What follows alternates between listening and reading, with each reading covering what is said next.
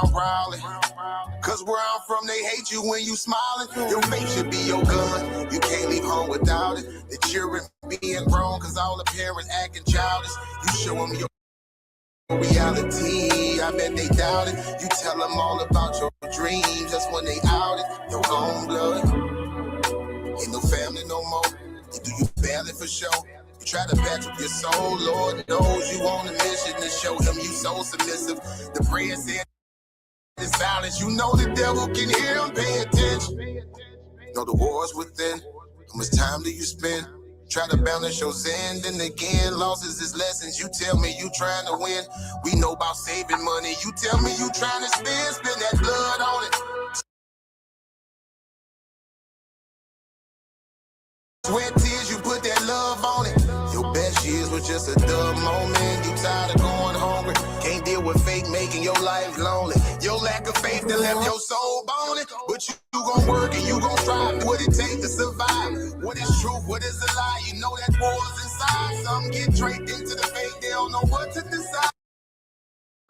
Wrong choice, meet your demise. Keep that between you and I. You realize some people you gon' let go. You visualize the things you need to feed your soul is on the rise. They not gon' wanna let you go, but it's alright.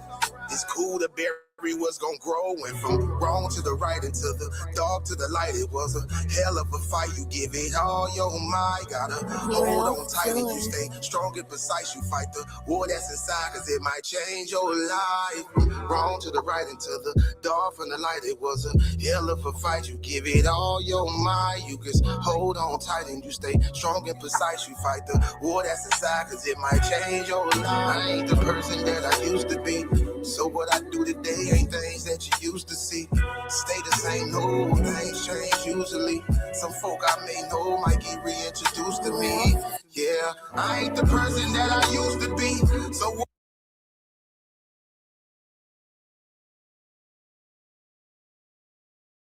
what I do today ain't things that you used to see. Stay the same, no, things change usually. Some folk I may know might get reintroduced to me. Yeah.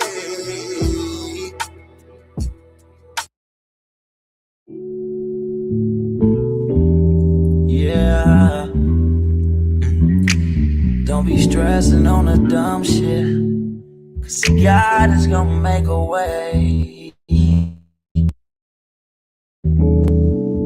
Just keep going and keep your faith, so you can win this race. This race called life, yeah, yeah. This race called life. This race called life, yeah, yeah. Race called life. Yeah, yeah, yeah, yeah, yeah, yeah. Grinding 'cause I know that I'm gon' get it. I just gotta have vision. Keep faith and be humble. And have some patience with it. I've been A1 since day one. Always on my job. I've never been a fight. Never had to steal and rob, cause I do good business. I'm too good with it. And even though I'm on this road, I'm still daddy to my children. You know I do good with them and don't like being missing. But I hate when my bills are thicker and my pockets get thinner. But I can't stress up on the dumb shit, cause God is gonna make a way. I keep going and keep my faith in my face, so I can win this race called life. This race called life. I'm just trying to win this race called life. This race called life.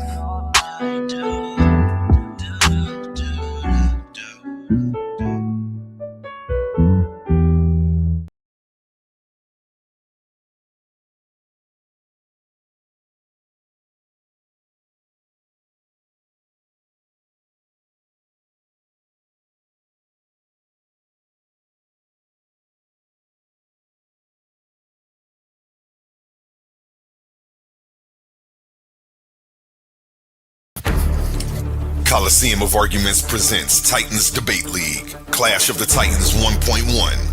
The arena is opening once again, and only the strongest minds will survive. After an unforgettable first tournament, Pandemus the African Atheist fought through the battlefield of ideas and walked away with $500 in cash. But that was then. This time we're raising the stakes. $1,000, one champion, one title, one chance to prove you're the greatest debater in the league. This isn't social media arguing. This isn't trolling in the comments. This is intellectual warfare, where evidence is your weapon, logic is your shield, and every round is a fight for survival. New challengers are stepping into the arena. Veteran fan favorites are returning. Egos will fall, legends will rise. The question is, do you have what it takes to survive the Coliseum? We still have a few tournament spots available. Think you belong among the Titans? Message titansdebateleague@gmail.com and claim your place before the gates close. Coliseum of Arguments presents Titans Debate League, Clash of the Titans 1.1, where great minds don't just debate, they go to war.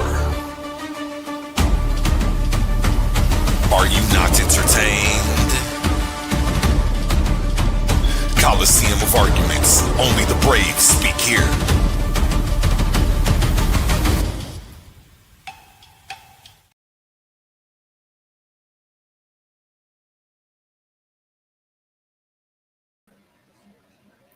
No stage. What up, family? Y'all know what it is. It's your brother Humble Mystik in the building. Today we running an open panel. Hit that link. Come on up. Let's have some topics to discuss. We want to talk about what you want to talk about, or we continue the conversation with already going. Hey man, I just popped open the open panel just so we can all have some conversation. You know what I'm saying? I know some of y'all been out there missing a big stage. You feel me? Hey, today is your day. It's all open for you. Pretty much what I'm going to do until people come up here hitting the panel is I'm going to be going over some things that we've been talking about over the past couple of days. I'm going to share my screen really fast, family. Let me do this. And while I'm doing this, come on through. Hit that like, subscribe, share, send it to a friend. Hit that link, come on up and have a conversation.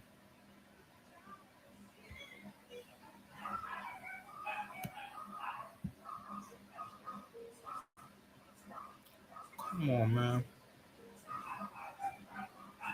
All right.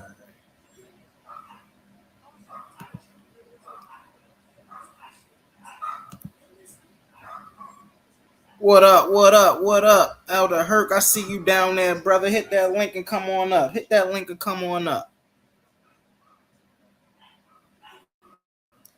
So what I'm going to do is, so the other day, we was talking about the double slit experiment. I had a brother come up here, to talk to me about the double slit experiment. He was explaining to me that,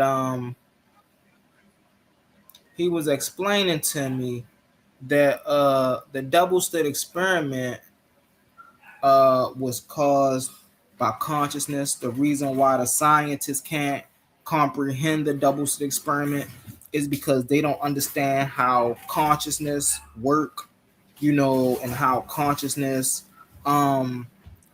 manipulate the particles and the beams and the energy and things of that nature. So what we're going to do is we're going to touch on a little bit of this, and then we're going to touch on to some other things. You know what I'm saying? Come on in, y'all. Feel free to come on in. I appreciate y'all for coming in. Hit that like button, thumbs up the video. Make sure you subscribe and share it live, y'all. Share it live. Hit that link as well. If you want to come on up here, hit that link. So what is the double slit experiment? The double slit experiment is a famous and foundational demonstration in physics that shows how light and matter can exhibit the characteristics of both waves and particles. It is best known for illustrating the bizarre nature of quantum mechanics, particularly the wave-particle duality. Is a reason they call it a wave-particle duality, family. right? The classic setup. Imagine firing a stream of particles like tiny bullets or grains of sand through a barrier containing two parallel slits towards the back wall. Particle behavior. If you block one slit, what's up? What's up, Elder Hurt? Let me put. Hey, can you hear me? What's up? What's up, Elder Hurt? How you doing today? How you doing today, brother? I'm good, man. We'll see about your just tapping in. We'll see what you're getting into, yo. I know you've been on the Mawasi heads lately. Oh yeah. We got some more, we got some more information coming on that later on tonight as well. Not strictly the Owaspi, but just that Victorian age of spirituality in America. We gonna dive deep into that today as well. Yeah. But right now, go ahead, brother. Go ahead. No, I'm just saying I saw you and I say you got into it. You know what I'm saying, going into it that joint the other day. Yeah, that was interesting. Oh yeah. Because they out here flamming the people, Elder Hurt. They out here talking about they not religion, but then they pushing religious doctrine. That don't make no sense. That's all the way incoherent. And so I just gotta let the people know they being tricked, man. You know what I'm saying? But a lot of times people love to stay asleep. They don't like to wake up. You see what I'm saying? They don't like to go out here and do their own due diligence to see what the truth really is. But that's why they got brothers like myself, elders like yourself. You see what I'm saying? So y'all ain't gotta go out here and do the hard research. We gonna bring the research to y'all. You feel me? But right now, I was just opening up on the double slit experiment, Elder Hurt. What's your take on that? Well, what are you talking about? What are you getting into? What about it though? So the last conversation I had about the double slit experiment the other day, the brother came up and he was talking about how it's the conscious mind that change the condition or the state of the experiment. I explained to him that it wasn't the conscious mind, but it was the actual condition of the experiment in which changed the way the particle behave, whether it behave as a wave or whether it behave as a particle. You see what I'm saying? Right. And that's what we going into, because I know I wasn't crazy. See, when I have conversations, Elder Hurt, I do what very few people do.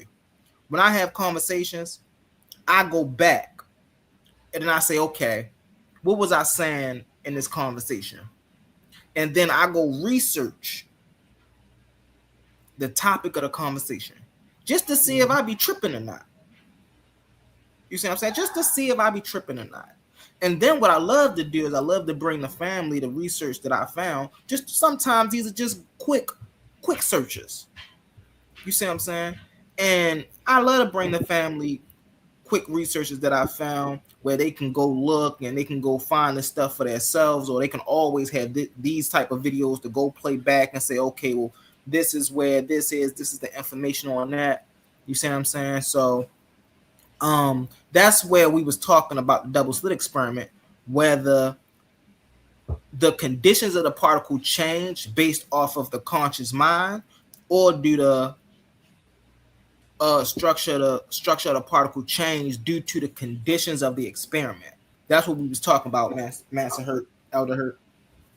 Nah, you right. I mean, I think that's not something I touched on in the presentation about science being racist. But the thing is that you definitely dealing with that.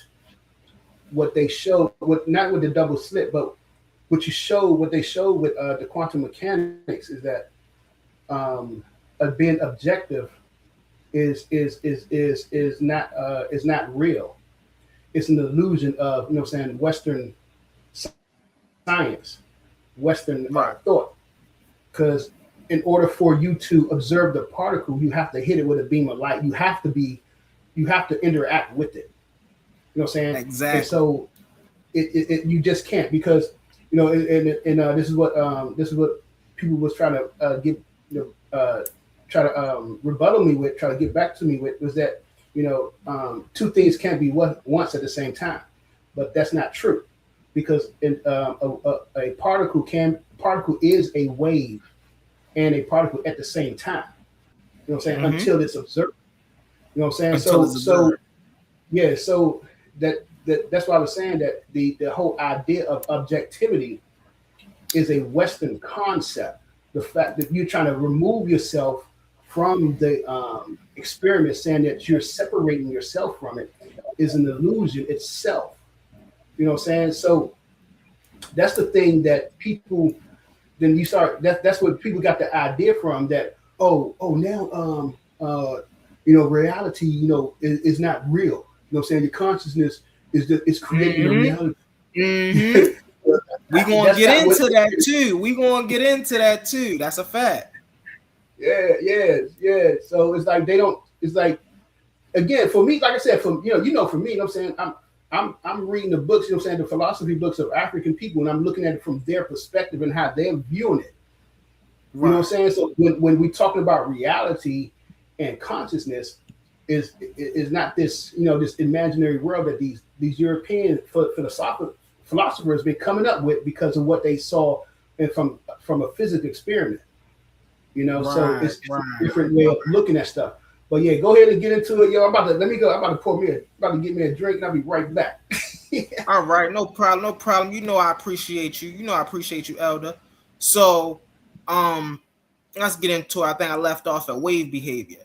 If you send water waves through two slits, the water passes through both, spreading out. It crashes into each other where peaks meet peaks. They amplify each other, constructive interference. Where peaks meet through, they cancel each other out, destructive interference. On a back wall, this creates an interference pattern, a series of alternating bright and dark bands. Thomas Young light experiment, 1801, right? In 1801, Thomas Young performed the optical version of this experiment using light shining through two closely spaced slits.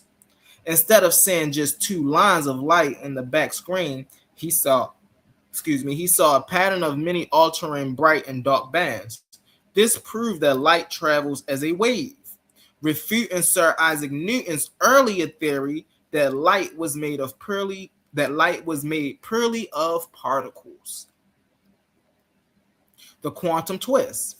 In the 20th century, physicists performed the experiment using quantum entities such as electrons, atoms, and photons, individual particles of light fired one at a time.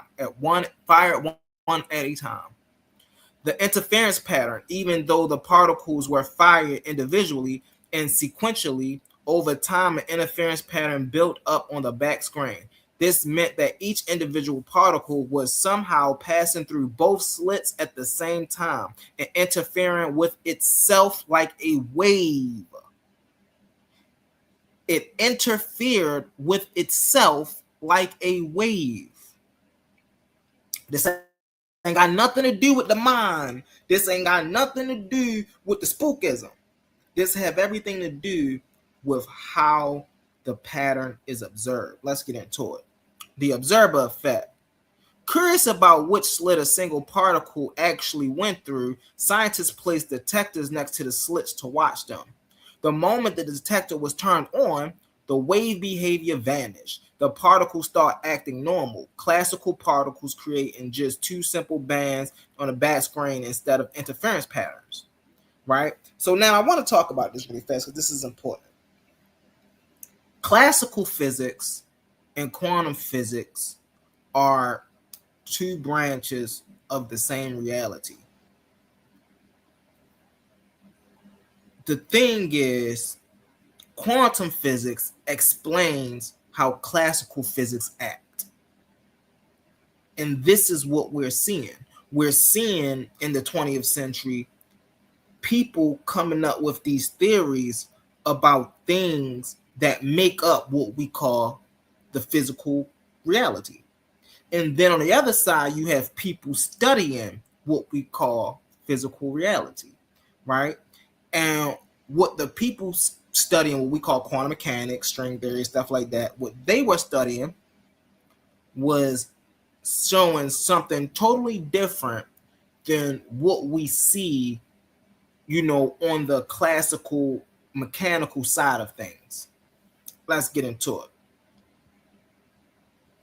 So basically, the reason I was going over that with this is because this effect went against what was commonly known in classical physics. Classical physics say, hey, listen, if you measure a marble, whether you looking at it or measuring it with a camera or, measuring it with whatever you measuring it with, is not going to change the operational effect of the result of the marble. But in quantum mechanics, because of this thing called superpositioning, right? Even if you take away your conscious and you just place a camera there, whatever interaction you have with the condition of the experiment is going to change the outcome. It's going to have some type of effect on the experiment itself. And that's what quantum mechanics was saying, just like Brother Elder Hurt was saying. 4 takeaways, right? Wave particle duality. Quantum objects do not neatly fit into our everyday definitions of particles or wave. They can behave like both depending on how they are measured. I was just explaining that. How they are measured. I was just explaining this to the brother the other day. And that's why I had to bring this up here, just to let the brother know, if he's watching. I listen, I don't know everything about everything. But the conversations I do have, I do at least know a little bit about what I talk about. You feel me? Go ahead, Master Hurt. You back? Yeah, I'm here. Okay. Yeah. The role of go ahead. You want to get it in there? Go ahead. No, go ahead. Keep going. You on point? Okay. The role of measurement, the act of observation, or entanglement with measuring environment, forces a quantum system to choose definite states, collapsing its probability wave function into a single outcome. So, and we're gonna get into that. I ain't gonna get into that. But here it is right here, right? The true mystery behind the double slit experiment lies at the heart of quantum mechanics. It forces us to confront the reality that the fundamental building blocks of our universe do not behave like ordinary objects until they are observed. Here's the specific mind-bending mysteries that keep physicists fascinated by this experiment. The particle that interferes with itself. I was just talking about that. When you fire individual electrons, protons, or whole atoms through 2 slits at one time, each one leaves a single pinpoint dot on the back detector screen. Logically, a single particle should go through either slit A or slit B. However, as more and more particles accumulate, an interference pattern, strips of light and low probability gradually appear. The mystery: how can a single indivisible particle act like a wave, pass through both slits simultaneously, and interfere with itself? As physicist Paul Dirac famously put it, each photon interferes only with itself.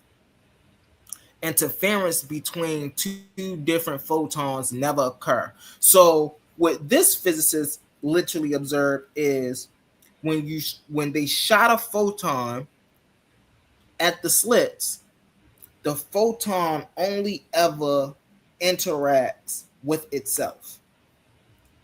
Right? Let's get into the observer effect. Reality changes when watched.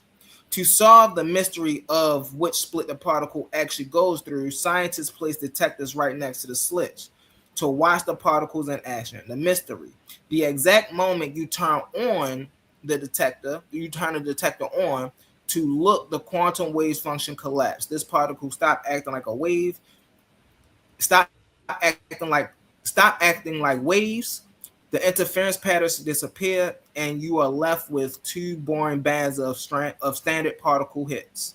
Simply gathering information about quantum systems fundamentally alter its physical behavior. Delayed choice experiment. Time doesn't flow the way we think. Physicists push this mystery even further with delayed choices experiment, first proposed by John Wheeler. They set up the experiment so that the decision to watch which slit the particles went through was made after the particle had already passed through the slit. The mystery. Even when the measurement decision is delayed until the last possible microsecond, the particle still knows whether it's being watched and retroactively behaves either as a wave or a particle. It defies our everyday intuition about cause, effect, and the linear flow of time. What does this all mean? Interpretation. Science does not yet have a single universal accepted explanation for why this happens, right? Instead, physicists use different philosophical interpretations to make sense of the mysteries.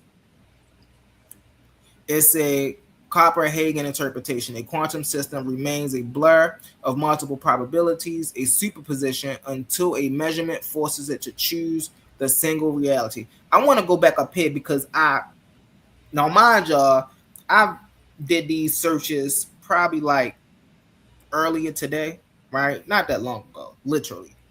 I literally told this brother this the other day. Scientists does not yet have a single universally accepted explanation for why this happens.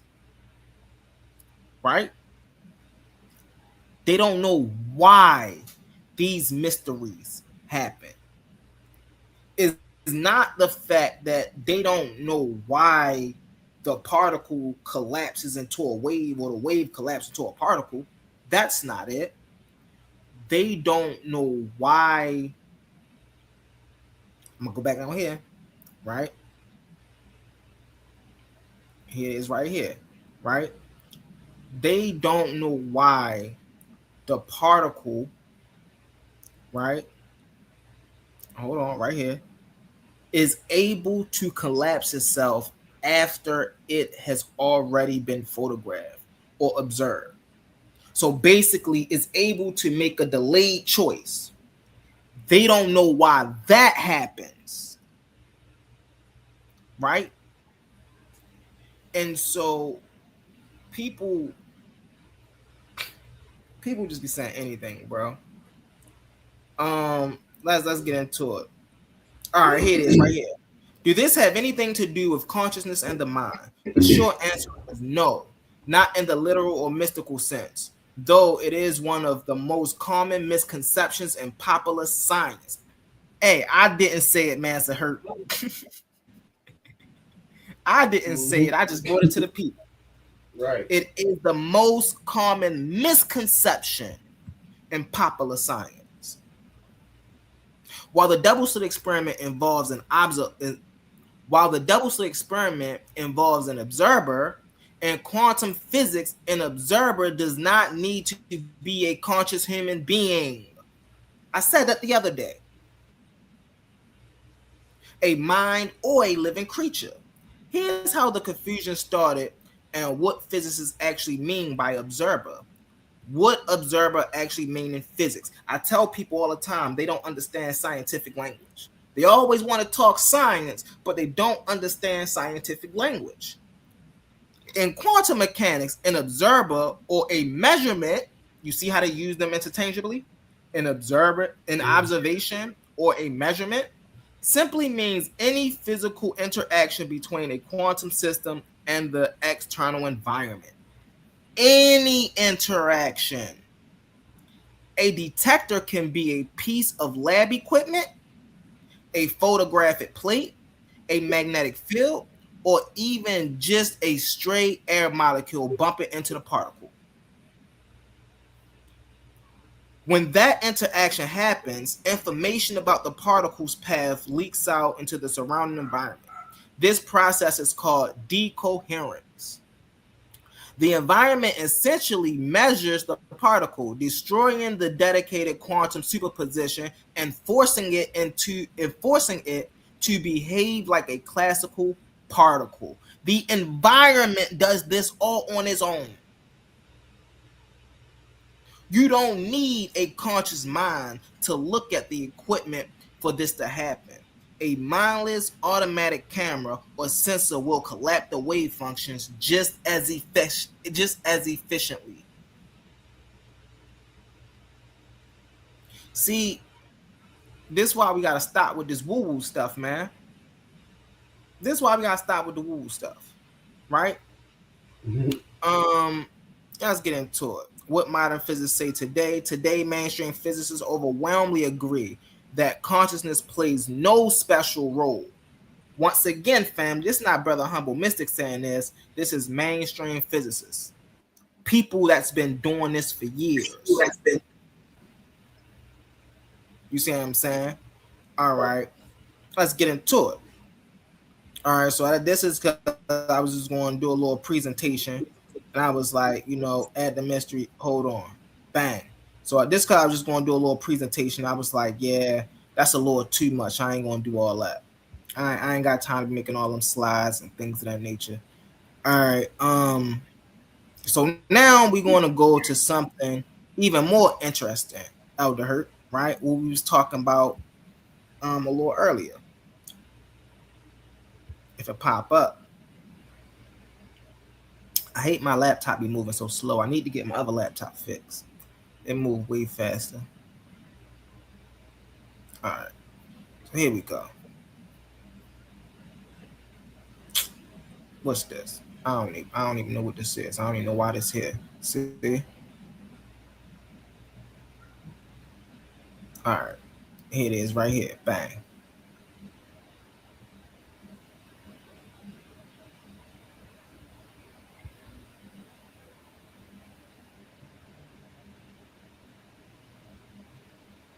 Come on, pop up. Where you at? It'd take a minute, especially if you haven't looked at it for a while. It'd be earthy. And I don't really like. Oh, here it go right. See, look, every time I do, see, it be knowing what it be doing. All right, come on. All right, so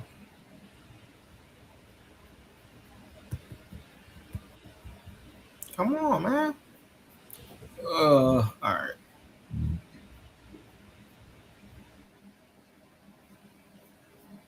Scroll up, scroll up, scroll up.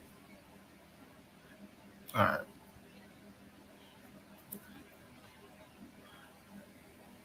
I want to get to the very beginning so we could talk about this Victorian age of spirituality.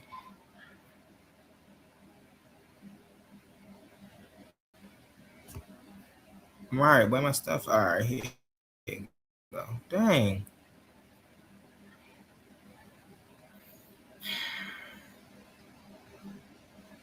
All right, here you go, right here. So let's get into this, y'all. 19th century Victorian spirituality.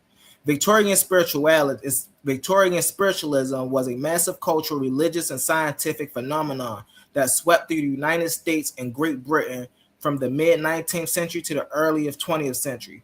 At its core, it was the belief that human personality survives physical death. Let me read that again.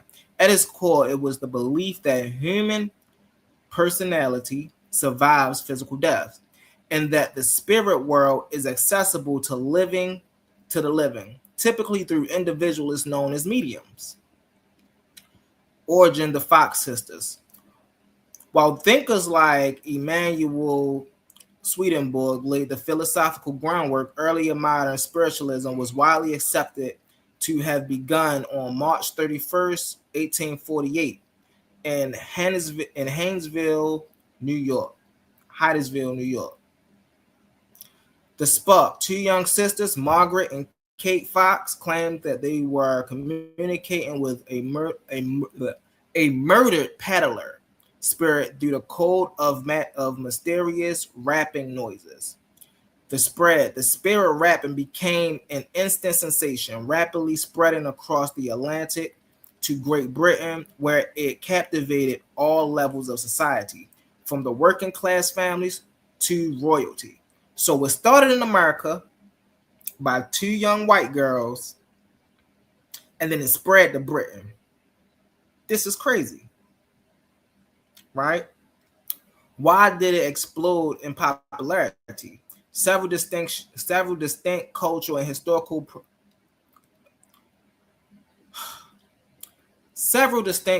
historical pressures drove the Victorian obsession with the afterlife. High mortality rates, disease such as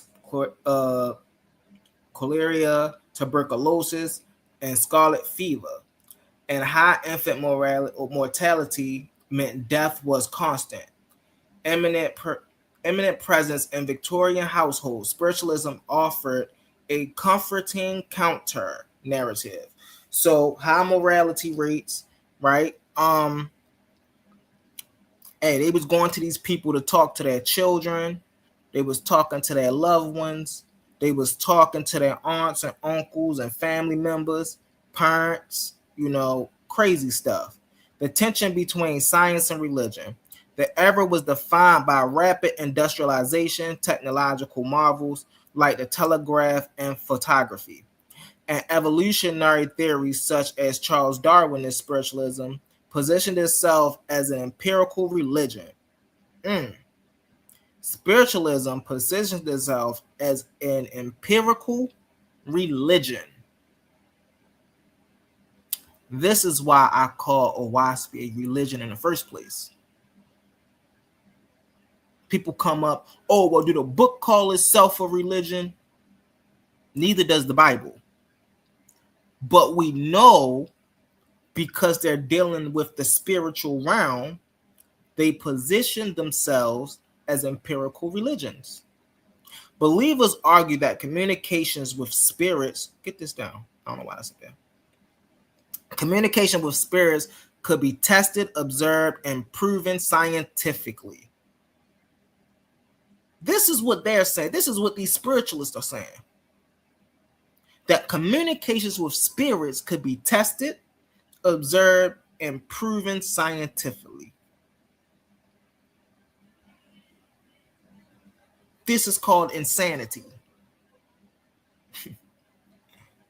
Grief and mourning culture. Queen Victoria herself plunged into deep, lifelong mourning after the death of Prince Albert in 1861, setting a cultural standard for public grief that made private or public attempts to reach deceased socially acceptable. So all of this in Britain kicked off with Queen Victoria herself. Right? When she like, listen, I need to talk to Prince Albert again. I need one of them, these mediums they talking about. Core practices and seance. Spiritualism lacked a rigid central dogma, holy text, or formal church hierarchy. In its early decades, instead, it centered around experiential practices, the seance. Participants gathered in darkened rooms, often lit by dim gaslight, around the table, holding hands to invite spirit manifestations. Like I said the other day, Christians and Muslims, y'all call this witchcraft. And then certain people want to bring you their book that was written by a person who was performing this witchcraft and tell you, oh, it's the one truth out of all the other truths out here. That's religious. It sounds religious to me. I'm just saying. Phenomena. Seances featured theoretical array of occurrences, including table turning, lifting or levitating, automatic writing, Cosmon, automatic writing, where mediums wrote while supposedly possessed by spirits. This is wickedness. I guarantee you take this to a church and say, hey, listen, man, it was a man out here say that he was automatic writing while he was possessed by spirits. They going to try to perform an exorcism on that man. An exorcism. Hey, who you said the three sisters that started this? The two sisters, yep. Who it started? was two white girls. I got you. The Fox sisters. Fox. Yep, Margaret Fox and Kate Fox. And Kate Fox. Yep. But we gonna get more into them too, because they come out and tell you years after they grown, they come out and tell you themselves that it was a hoax. But guess what, though, Mansa Herc? Once you put the lie out there and the lie become the truth, it's hard to debunk the truth now, isn't it? So the horse came and told you it was a hoax. But the people told the horse, no, you lying. You just want us to believe you. You lying. It was real. It's crazy. So you telling me I can influence you to believe that something is real, but I can't influence you to believe that same thing was a hoax. Is this how gullible humans really are? I don't know, man. I just be looking at society sometimes like, yo, people need to get their stuff together, right? Also, this was heavily influenced or intermingled with women's rights, right? Because women were supposed to be more naturally intuitive, emotionally, and morally pure. They were considered superior mediums, right? This had me thinking about John Bailey Newborough now. So why you just didn't get a female to write the Book of Owaspy if they was purer mediums than men? Skepticism, fraud, and scientific investigation. Because seances rely heavily on darkness, showmanship, and vulnerable emotional states. Let me say that again. Because seances relied heavily on darkness, showmanship, vulnerable emotional states. Fraud was common. Exposers. Even the movement founder, we talking about this now, Hurt. Pay attention, watch this. Even the movement's founders, the Fox sisters, eventually confessed in 1888. They came out in 1888 that their early rappings have been physical hoax. Though Margaret later tried to recant her confession, magicians like Harry Houdini, oh man, made it a mission to expose fraudulent mediums. So now you got this thing going on where they started a movement and they like, all right, well now we coming out, we saying it's a fraud. But now you have magicians like Harry Houdini who's capitalizing on this movement. And so now he have to expose the fraud, so they now believe him. Y'all see the wicked games that's being played here? It's crazy. Let's get into it. Psychical research. Paradoxically, the movement claims to scientific validity led to founding of organizations like Society for Physical Research, SPR, in London in 1882. Prominent scientists, physicians, and philosophers such as Alfred Russel Wallace and William Crookes investigated mediums rigorously, attempting to separate genuine psychic anomalies from clever stage magic. Hey, there's a research. There's a oh man, I can't even think about it right now. But this is where they was taking people to test on them to see if they was really psychic, to see if anomalies really existed, things of that nature. By go ahead, Master Herc. I apologize. Go ahead, brother. No. I was just saying, yeah. I was agreeing with what you were saying. The research they was doing, trying to figure out what stuff they're doing. It sounded like something they were probably doing in the CIA and stuff like that. Yeah, they had a CIA. I can't remember the name of the CIA joint that they had, but that's exactly what I was talking about. By the early 20th century, widespread exposure of fraud shifted scientific paradigms. The World War I, which drew a massive, distinct wave of grief that altered mourning practices, gradually transformed Victorian spiritualism into more organized, formal denominations. I don't like the small screen. Formal denominations such as spiritualist churches that still exist today. That right there is why I call Owaspia a religion. Let me read that again. By the early 20th century, widespread exposure of fraud, shifting scientific paradigms, and World War I, which brought a massive distinct wave of grief that altered mourning practices, gradually transformed Victoria's spiritualism into more of an organized formal denomination such as spiritualist churches that still exist today. So you can't come to me and tell me you're spiritual but not religious. Because they got spiritual churches now. And so what I realized was the melanated community, right? You know, people like to call us the black community, the conscious community.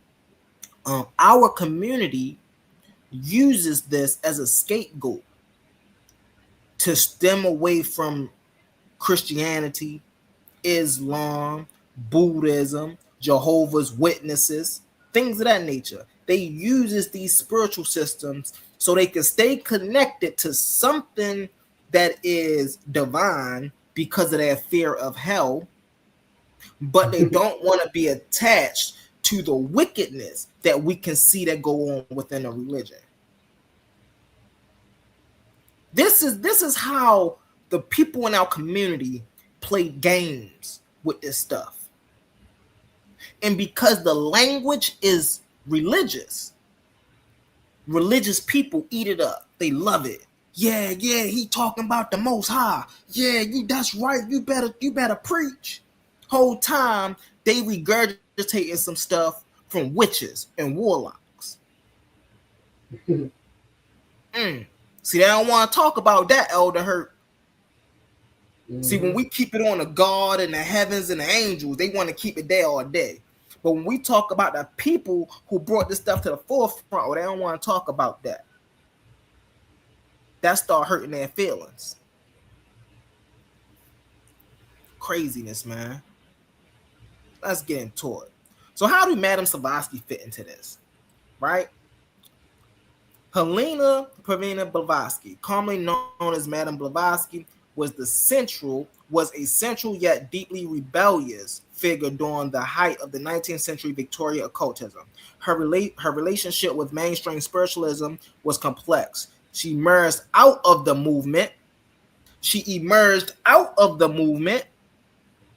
but quickly became one of its fiercest critics. Now, why did she become one of its fiercest critics? Because she wanted a stake in the game. Out of this spiritualist movement came the Theosophical Foundation. Come on now. Early involvement and disillusionment.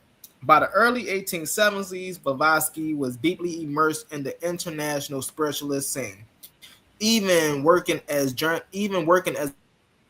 a journalist writing about the phenomena. However, while she acknowledged that the weird phenomena happenings in seances like rappings and moving objects were real, she completely rejected the core spiritualist explanations. So on one hand, she's saying they real, when on the other hand, she's saying that's just not how it's done. So the rapping and the moving objects, that's a real thing, but these people just put a bad rap on it. That's what she's trying to say. She's trying to do the same thing that Harry Houdini did. Crazy, man. Rejecting spirits of the dead. Mainstream spiritualism claimed that sitters were communicating directly with the souls of their deceased loved ones. Blavatsky argued this was a dangerous illusion. She asserts that mediums were actually tapping into an unconscious residual psychic energy field, the astral plane. I was talking about this the other day. Astral projection,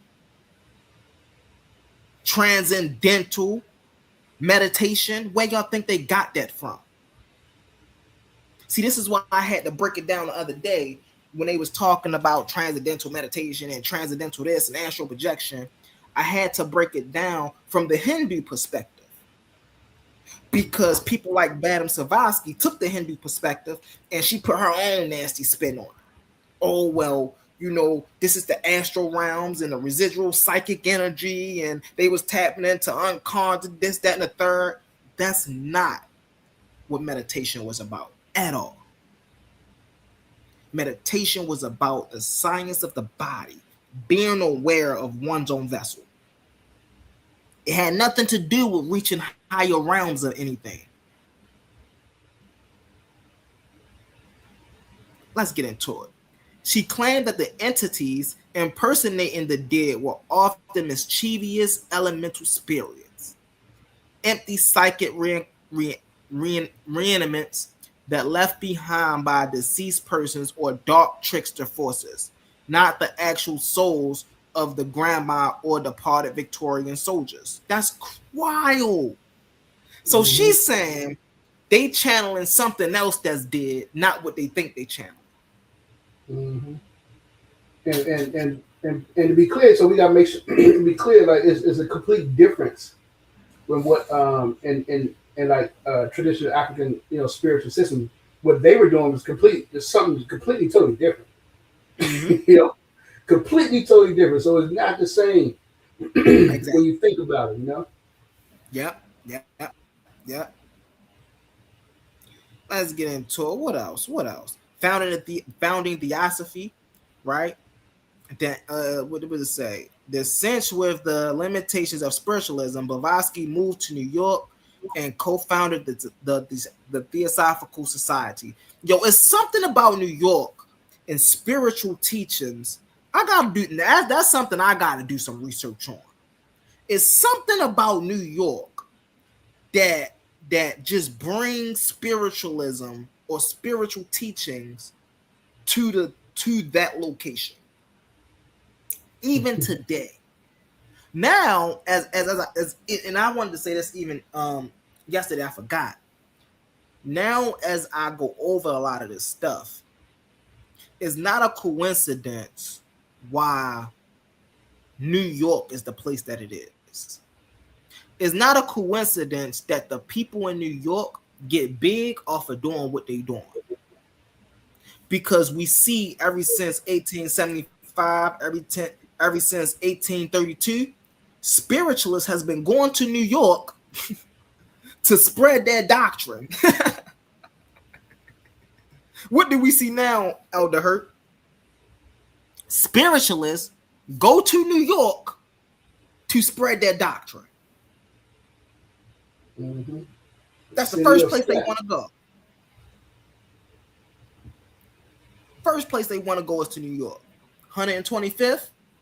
Hey, I'm just saying, I don't believe in coincidences, family.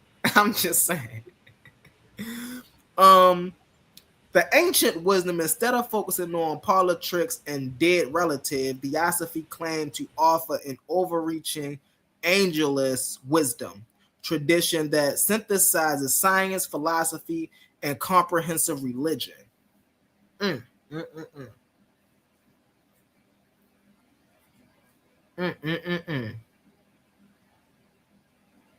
Cosmon, you bringing us a book that is the product of this.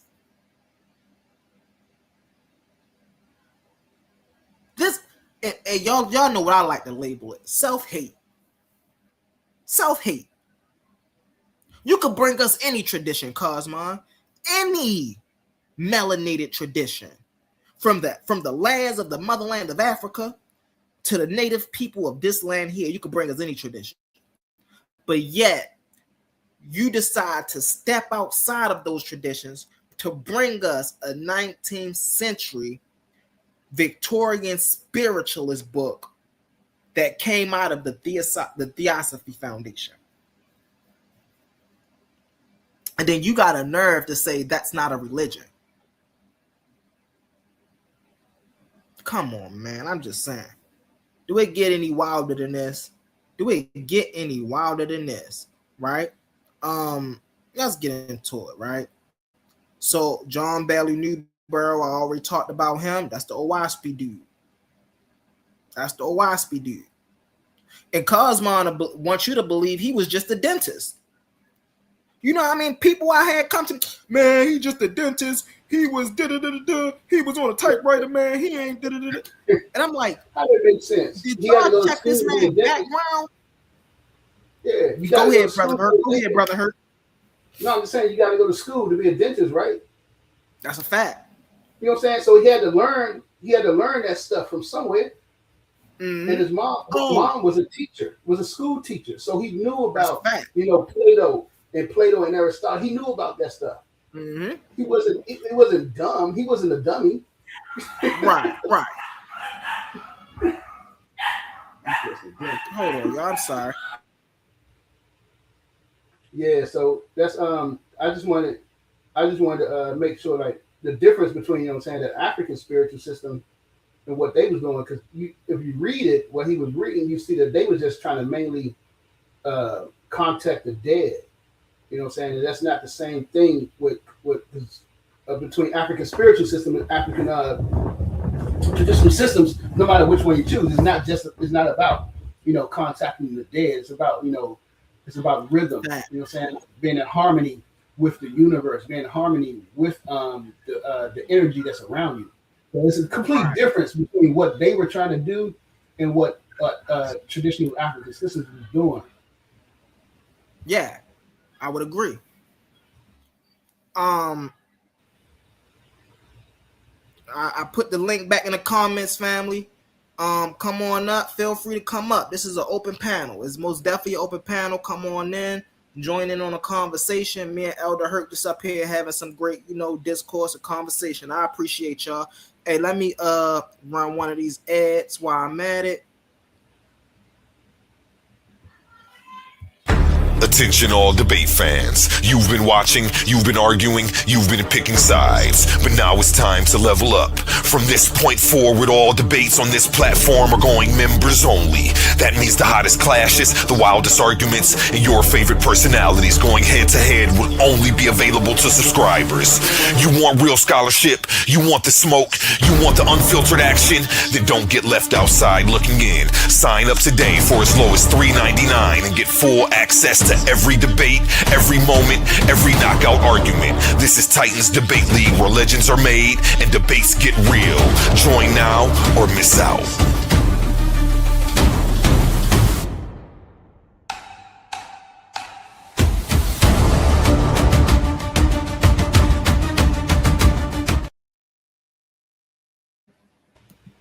And we are back, family.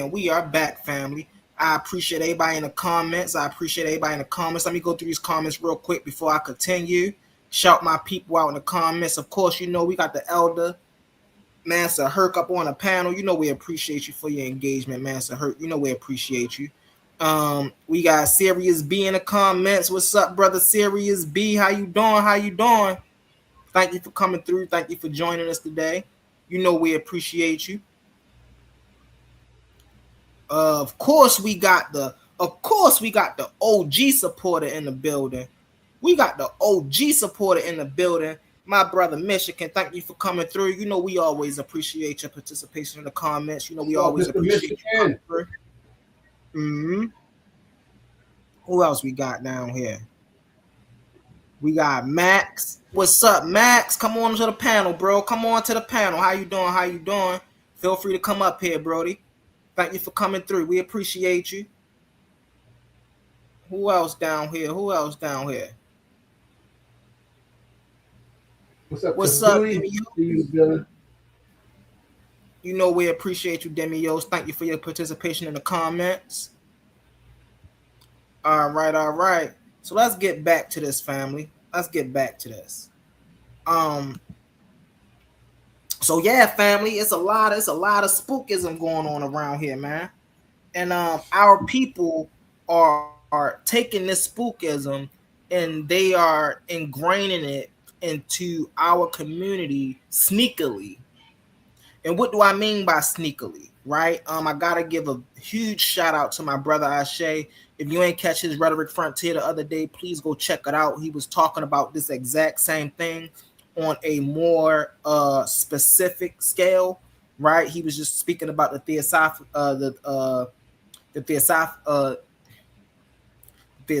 Foundation, and Blavatsky, and all of the occultism, what it had to do with music, movies, things of that nature. He did an amazing job with that breakdown. Um, and so let's get on here, right? They was also talking about Manly P. Hall. Now, I personally look at Manly P. Hall as a researcher into spiritualism, right? I'm not saying that he's not a spiritualist. Of course he is. We could see through his contacts and things of that nature, the books he's wrote, things of that nature, that he was um um heavily immersed in this spiritualist and uh theosophical foundation. Um Theosophy. That word's crazy, bro. Um but he was heavily involved, but he approached it from a academic standpoint, so to speak, a researcher standpoint, so to speak. What I mean by that is, for an example, his book he wrote called The Secret Teachings of All Ages, right? He didn't go in and try to push narratives, right?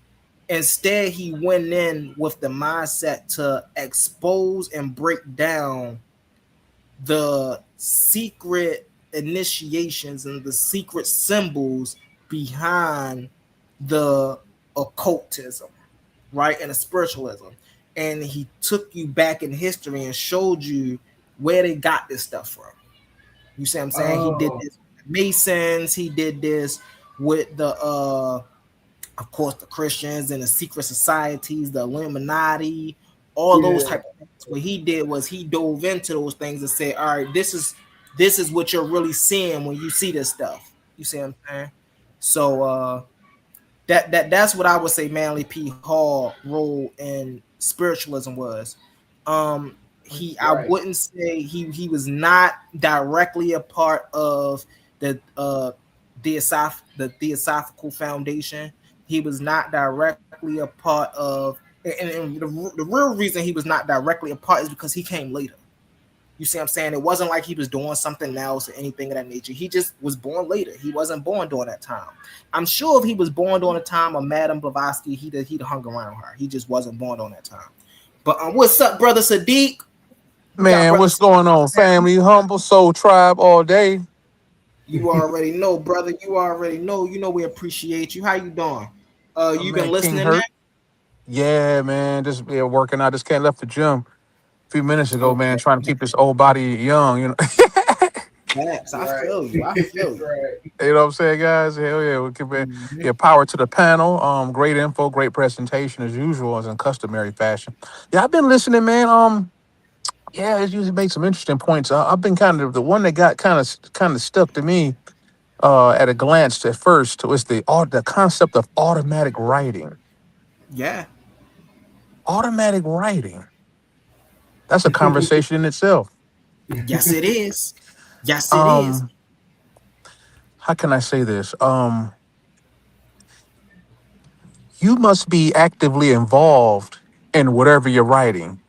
If you're to know something after the experience. As Mm-hmm. this automatic writing is occurring, what do you know? What is your degree of input into what's being recorded? Are you Mm-hmm. just being taken over? Mm-hmm. Hostage? Some would say possessed, maybe. The adherents may say divinely inspired, but divinely inspired is an intrinsic, in my opinion, an intrinsic experience where Mm. you're actively mentally and intellectually aware to a great degree of what's being written. You're not Right. going to just take your hand and it just write itself out. In my opinion, you're not going to just write out. Otherwise, we're back into the church because that's what, a lot Facts. of, we get back into the religious beliefs where they were, or, I think you mentioned the other day, Humble, about Islam Mm-hmm. and Muhammad, where his experience took place in the caves during as they say, his revelation to recite, or Ikra. And so this Mm-hmm. dude was illiterate, right? Couldn't read or write. But here he had this overall over pervasive feeling. Some would say the spirit or the angel Jibril, blah blah Jibril, if you're practicing the hearing of in the Ummah of Islam, took this Exactly. dude over, right? This totally took this dude over. He has no little to no knowledge of what's being recorded. I have a big problem with that. Yep. Yep. See, I got. I'm gonna share my screen a what sec is because you, going you on? Like, you touched on something, brother whether it be Sadiq. Islam, like what was in that cave with him, right? Right? Mm-hmm. How you gonna write and record something that you have no knowledge of? I don't think he was Maybe in even to the the absolute. I don't right. know. I would have to talk, talk to he's a Sunni adherent, or to talk to my brother Kaz and say that this, did my man have any knowledge of what was being written beforehand, or he was totally, ap- essentially mentally absent during the process. You see what I'm saying? He gonna Mm-hmm. say no. I need. I'm gonna share something with y'all. Yo, hey, look, this gonna hit different right now. I can't. I'll be mad when I can't find my conversations, I don't know bro. if you guys. I can't hear anything. Can you guys hear me? I can hear you. Yeah, can you Oh, hear us? Can you hear me? you Can you might hear me? have to drop down, Sadiq Ra. Drop down, Sadiq. Hold on, I'm gonna drop you down. Come back up.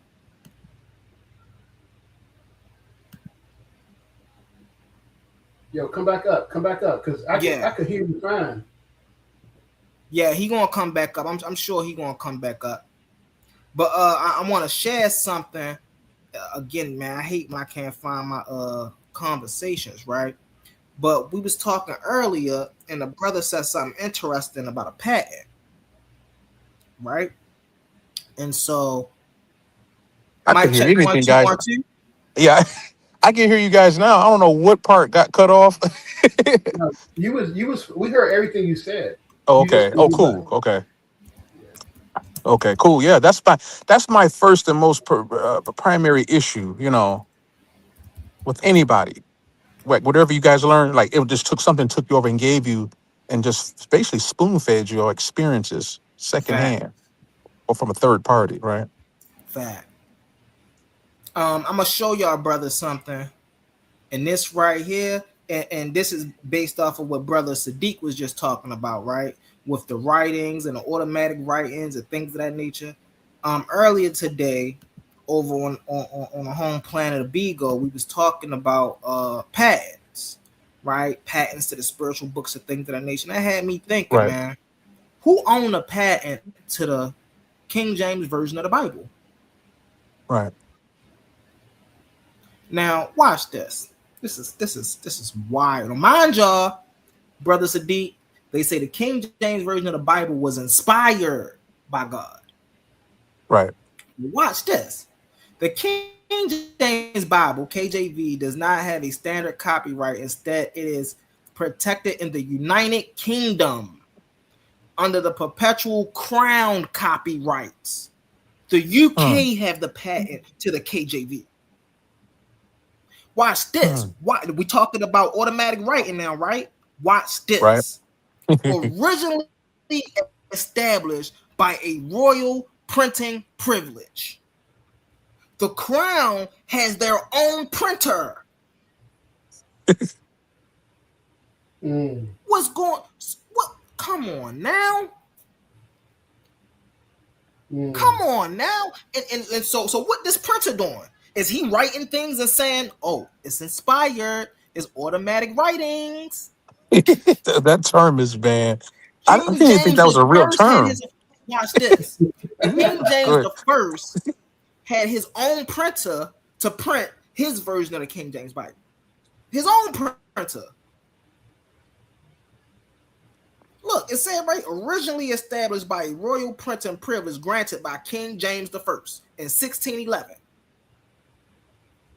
The rights to print and distribute the KJV in the UK are managed through letters patents. The exclusive authority to control and publish it belongs to the British Crown, with commercial printing rights delegated to the specific authorized publishers. Cambridge University Press acting as Queen's King's printers. Interesting. Interesting. So Cambridge, Mm-hmm. Yeah, you know he getting that Oxford money. Press, Collins Press is under license. Now watch this. We was just talking about masonry, right? Right. The Scottish Rite Bible Board. Come on now. Come on now. Right. So Yeah. then when You people know. come out there and say, yo, what y'all beef with the Masons? Don't act like the Masons ain't had nothing to do with this. How they ain't all up in there scribing and putting their inputs on a religion too. Yes, they are. So like, yo, this be the thing for me. Everybody want to quote unquote talk about God's word, God's word, God's word. Well, why every time we looking at God's word, it's a bunch of men behind God's word? Who give Cambridge University the right to then interpolate God's word? God didn't do that. We know that for sure. Yo, I mean, it's crazy. And I guarantee you, don't none of the Christians or the Hebrew Israelites ever ask that question. Who patented the very book that I believe in? But yeah, they're gonna try to take it back before that, you know what I'm saying, and say that, they corrupted it. They corrupted it. It wasn't originally, from there. It came back, before those times, and the scripts are written before then. And the Europeans, they just corrupted it, So that's going to be their argument. But I mean, if you actually delve deep into it, the one thing that I did a presentation on that, European Christianity, what I'm saying, understanding that even though before it went through Europe and it got developed, the scripts was already written, those gospels and stuff was already written and stuff. It's like you have to. I mean, for me, I understand it and I can see it, but for most people, they can't see it because it's like you're not reading enough, you're not studying enough. You know what I'm saying? I don't know. Right. You know what I'm saying? I don't know if you remember the book called "Miseducation of the Negro." Yeah. Anthony Browder, right? That's Anthony Browder, right? No, Carter G. Wilson. Carter G. Wilson, that's who that is. Yeah. Yes, thank you. Yeah, And the brother who started Black History, Black History Week, Black History Month, right? Yep. So, he wrote a book called Miseducation of the Negro 90 years ago, saying that, Black people being miseducated in this American society, this Eurocentric educational system is miseducating us. Amos Wilson said the same thing. Naim Akbar said the same thing. Kobe Cambone said the same thing. Francis Cress Wilson, they said, this educational system is miseducating us into the ways to maintaining European hegemony. Facts. And Neely Fuller. Facts. Yeah, nearly full. So now take that understanding of we living in this system that's is purposely miseducating us.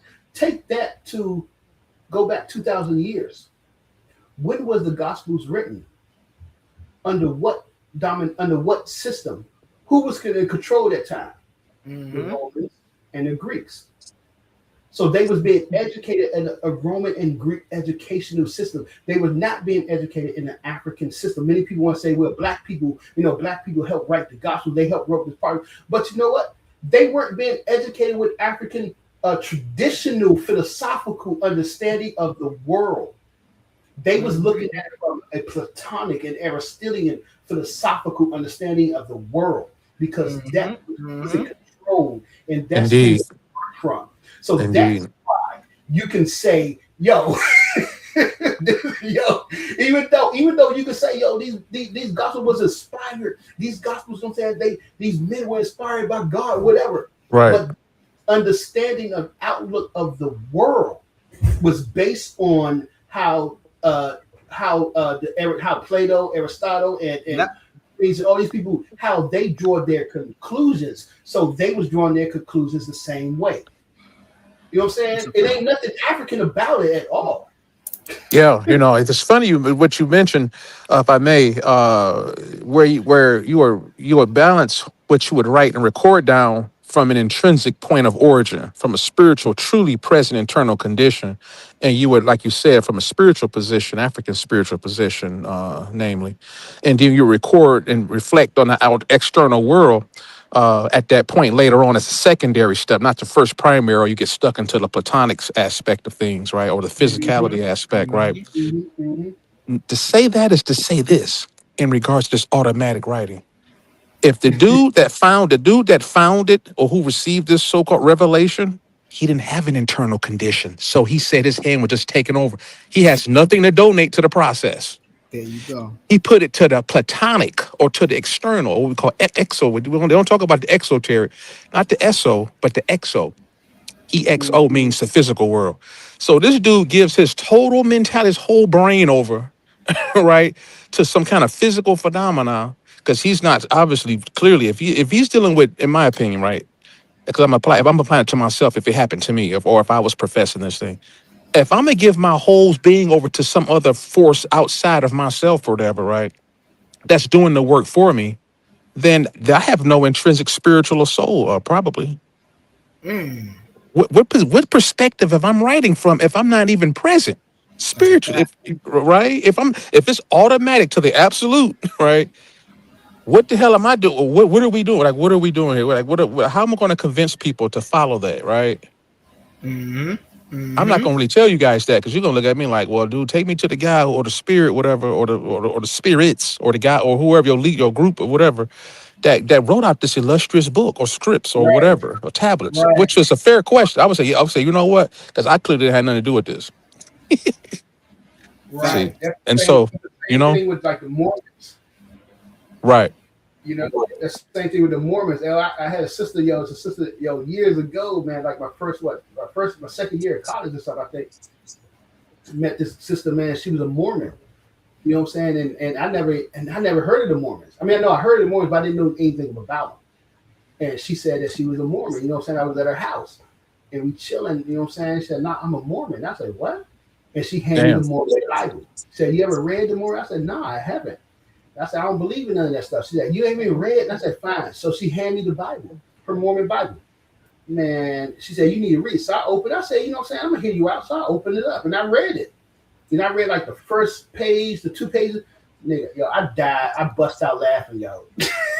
Yeah. Damn. That's what, man. If you ever seen the South Park episode where they did about the Mormons, it is exactly what they wrote in that. Man, I was dying laughing. She kicked me out. She kicked me out. I was like, how can you believe this, yo?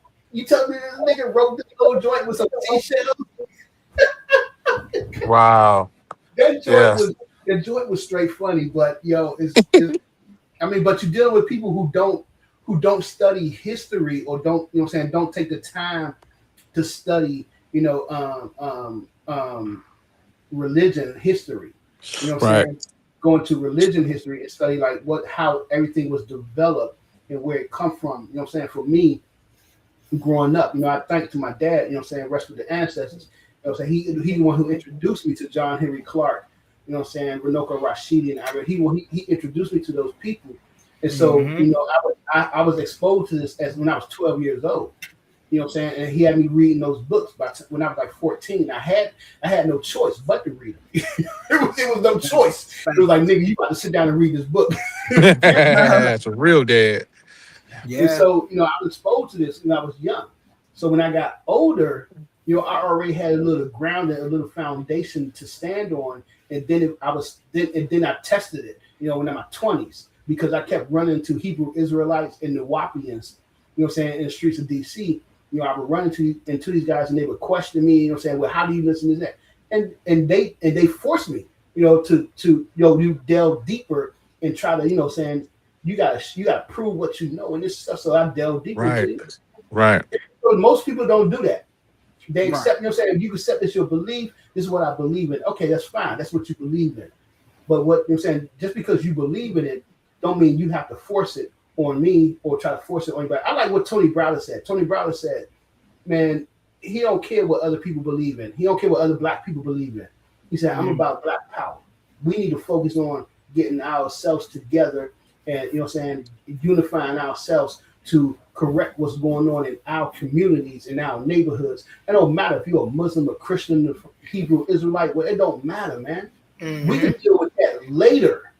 You know what I'm saying? Once we get this stuff corrected and, you know what I'm saying, deal with the situations that we got going on, then we come back and say, all right, now you niggas on the burn. You know what I'm saying? Right. I like that approach. I kind of like that approach. Right. Indeed. I had to bring this up really fast because I just had to sticking back to this automatic writing, right? Man. Now we would expect, right? Extra dimensional beings to be able to be intelligent enough to at least tell the person that they possessing the right information. Right. This is what I never understood about any of these texts, right? If these texts were supposed to be so important and so intellectual and so much the truth, why every time you look at one of these books, we got a bunch of fallacies to point out, right? So the other day when I did my presentation, I went over the Owaspy disproving scientific fallacies. Y'all know Cosmo always like to come and talk. Ain't nobody ever disproved the Owaspy Bible scientifically, right? So what I did, I just pointed out 5 false equivocations, five fallacies that was in Owaspy scientifically and disproved them, right? Did y'all know that the Owaspy Bible reject gravity for vortex theory, right? Explicitly desires universal gravitation, proposes space is filled with rotating fluid like vortices, vorsia. The physicality pushes planets. That physically pushes planets. So what the Owaspy is saying, what John Bailey Newborough is saying, is that it's the vortices that pushes the planets. This is called Cartesian physics, family. I don't know if people knew that or not, right? Rene Descartes, if people don't know where Cartesian physics come from, Rene Descartes. Right. Now, what Cosmo must not have known, because then he wouldn't be pushing this vortex thing so heavily, is that Isaac Newton disproved Rene Descartes in 1687. Wouldn't you think that an angel who was extra dimensional would have had the intellect to know that Isaac Newton disproved Rene Descartes' physics in 1687? So then why would you then go and use outdated physics? What intellectual human goes and do that? Let alone an intellectual spirit. Did y'all know that the Owaspy Bible denies solar radiation? It claims that light and heat do not travel from the sun. It argues that light and heat are generated locally within sun's atmosphere via photospheres and friction, right? So ain't no way a creator created the universe and don't know it take light 8 minutes to reach Earth from the sun. How do you create the system and don't know how the system operates? Have y'all ever seen a computer engineer build a computer but not know how the computer operates? Nope.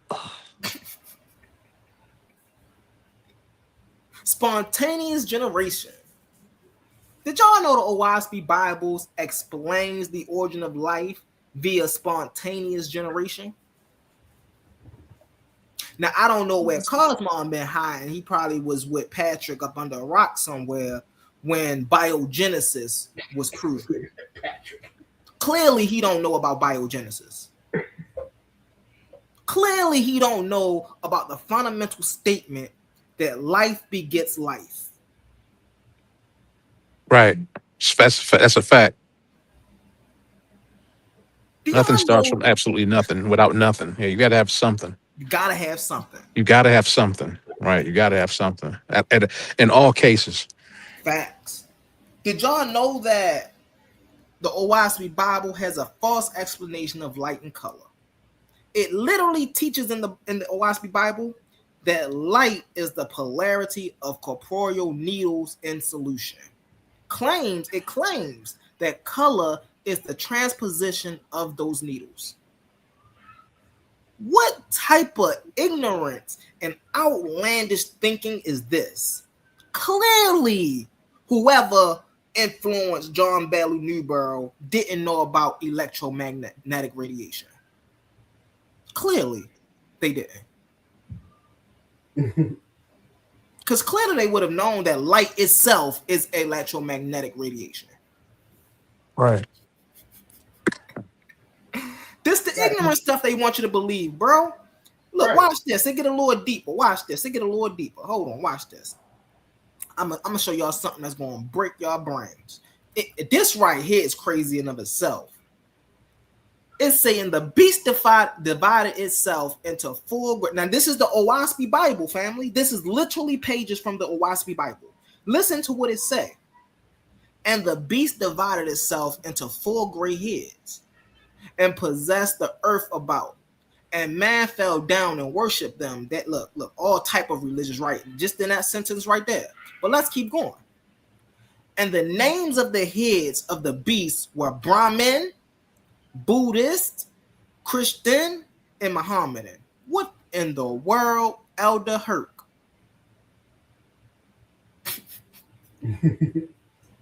What, like, how do you read this and not laugh? How do you read this and not think that is a comedy?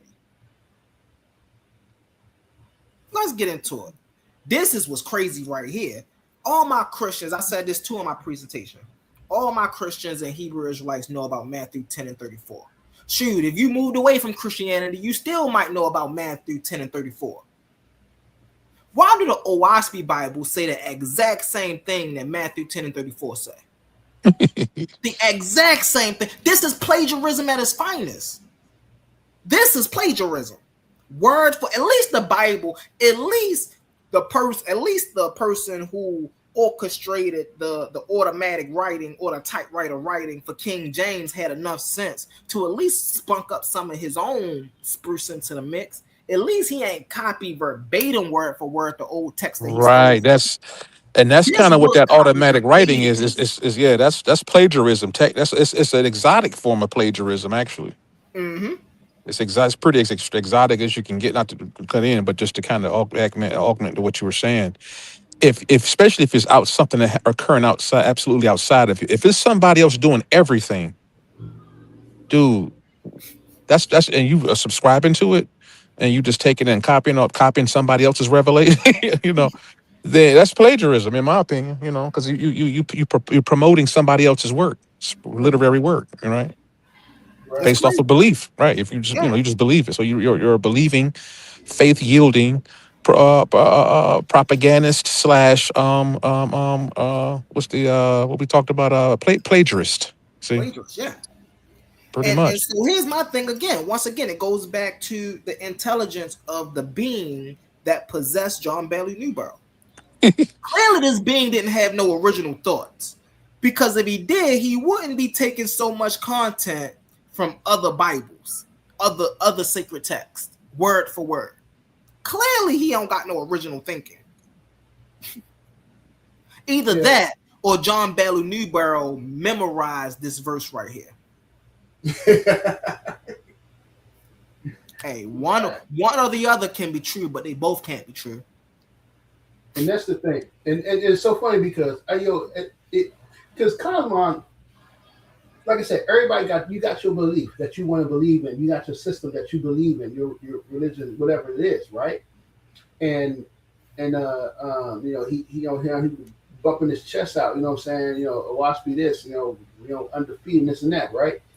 And in the chat on Facebook, he posted like a video lecture of somebody talking about going through the Owaspy. And I had ended up watching it one day. I clicked on it and I watched it because I said, I don't know nothing about it. Let me see, what's up. And I watched it. 40 in his good 20, 30 minutes in. I think a good 20 minutes in, the guy said that in Owaspy, it says that Earth does not need the sun to generate its own heat. Yeah. That's what I was just talking about, Master Hurt, with the radiation, with the solar radiation. Yeah. I was like, wait, hold up. What? I rewind that joint and I had to look it up. And I went to go look it up. I typed it in. I found the Owaski Bible online, typed it in, the verse, and yeah, it actually said that. And I was like, what? What? Did y'all know the Owaski is a covenantal doctrine? You said a what? Is a covenantal doctrine. Of the covenant? Yeah, it's a covenant. The people. Oh yeah, of course, yeah. Oh yeah. Faith is, watch this. Let me show y'all something real quick. Watch this. Faithist, right? And it got it right here. It got it right here in the Owaski Bible, right? It say this is literally it say Owaski, Book of Jehovah, and I give unto you a covenant.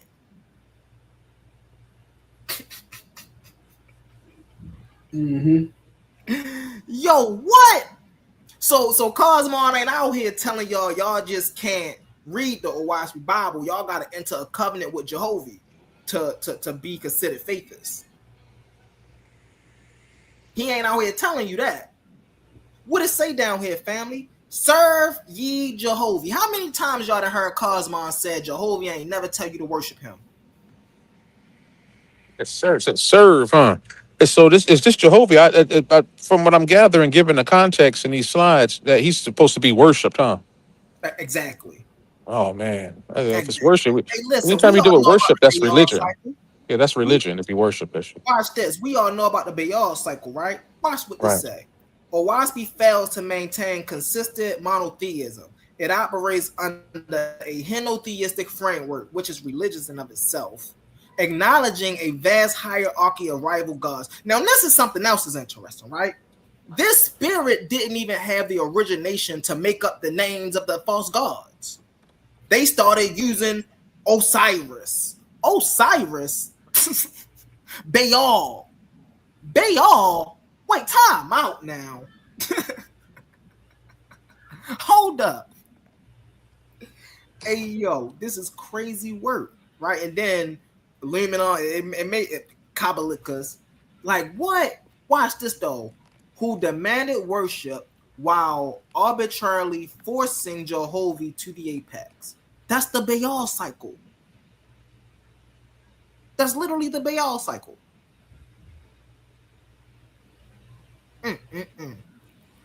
Listen, man, when y'all get into this, then what they do is they go in and they change the context of the Abrahamic patriarchs. They say Abraham was a Persian. They say Moses was a Egyptian lawgiver, and he taught Zoroastrianism. Hebrew Israelites, y'all got to confirm or deny that. I can't be the one to do that for y'all because I don't believe in it. But y'all got to be the ones to confirm or deny that. Did Moses teach Zoroastrianism? This y'all patriarch. Y'all should know. Let's get into it, man. Look, this is where Jehovah come from right here. A formula for a false god, inventing Jehovah. It comes from the Hebrew Yahweh, the Persian and Zoroastrian, Ahura Mazda, and the Vedic absolute concept of Om.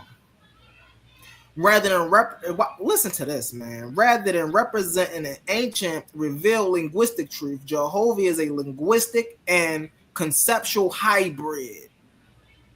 Historians of religion observe this artificial synthesis as a common 19th century tactic used to manufacture a universal deity. So instead of coming up with your own deity, you decide to take theirs. They ain't got no shame in that game, bro. No shame in that game. Let me take this down. I'm hurting Cosmon again. Let me take this down before they start trying to come get me for bullying. I mean, for me, it's just the whole Eurocentric point of view, the world view that we're clinging on to, and we don't want to let go of. You know what I'm saying? I think that's a fallacy, a flaw amongst our people. We cling on to Westerners, how they view the world and what they have done in the world, and for lack of better anything. I mean, we see all the results. Results of the day of technology and stuff of what's been created by their worldview, but that don't make it right. That's a fact. That don't make it right because we basically live in a world that's unsustainable. You know what I'm saying? And we continue, and it's like now they want to, travel the stars, look for other planets to colonize. You know what I'm saying? Because they basically trying to destroying this planet. You know what I'm Right. saying? Instead of trying to live, as you know what I'm saying? It's not, and the crazy thing is, it's not just among the black people or African people that you saw this harmonization of trying to live in balance with the earth. You saw that amongst the Native Americans as well. You know what I'm saying? You saw this amongst the people, in Asia as well. You know what I'm saying? And so it's just, it's just wow. It's just like, what I'm saying? Like a lot of our people, a lot of our elders, in psychology and sociology, they've all said the same thing, that most of us have, haven't broken away from the miseducation that we've been receiving, and to move forward. It's just that's the thing. For me, it's what I see. You know what I'm saying? Facts. No, I mean, and that's why I'm a naturalist, right? Because when I look in history, all of the people that look like me in history were naturalists, right? All of the cultures were naturalists, right? They all lived off the land. They all lived within their environments. They all blended in with their environments. They all took information and gathered empirical knowledge of the land. So then I always talk to my melanated people. If you sick of religion, why go look for another religion? Why not go look for what your people do? Why not go to a culture, a community that make you feel like you are a part instead of making you feel like you stand out? Definitely if you're a seeker of knowledge and truth. You see what I'm saying? So, man, it's just to get crazy, man. It's just to get crazy. But one thing I will say is I appreciate y'all, man. I appreciate the Cosmons and the Yavras and the Pit Bulls and you know what I'm saying? I appreciate the Easy Bands because y'all give me people to beat up on. If everybody was just scientific literate, you know what I'm saying? Hey, that'd be boring, man. Hey, I need some of y'all, man. I need to beat up on y'all a little bit. I guess you're right. You're right. I didn't think about that.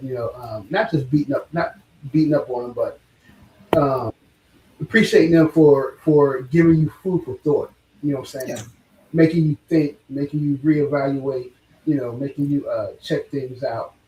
The whole thing, because as you brought up the double slit experiment, I could have used that in my presentation on, it's science is racing, because that just proves my theorem, my thesis of what Maringa Ani and Jacob Carruthers was saying, because Right. you know what I'm saying, the slit experiment shows you that, in this binary logic system, this two binary system that Western science exists in, it forces those particles to only those two values. So it's like it strips it from the wave particle, from that wave duality that it exists into two states of only this or that. Right. That's what Western science does. It strips indigenous knowledge. It strips that African knowledge into a binary state. It comes from a 3-value system, and it strips it and forces it into a 2-value system. And that's what the double slit experiment shows, and it proves it. So when you said, I said, damn, I should have had that joint, in my I added. I said, yo, I put it there. So I added a note, say, yo, let me add this joint as an example to show I appreciate it. how Western science is epistemic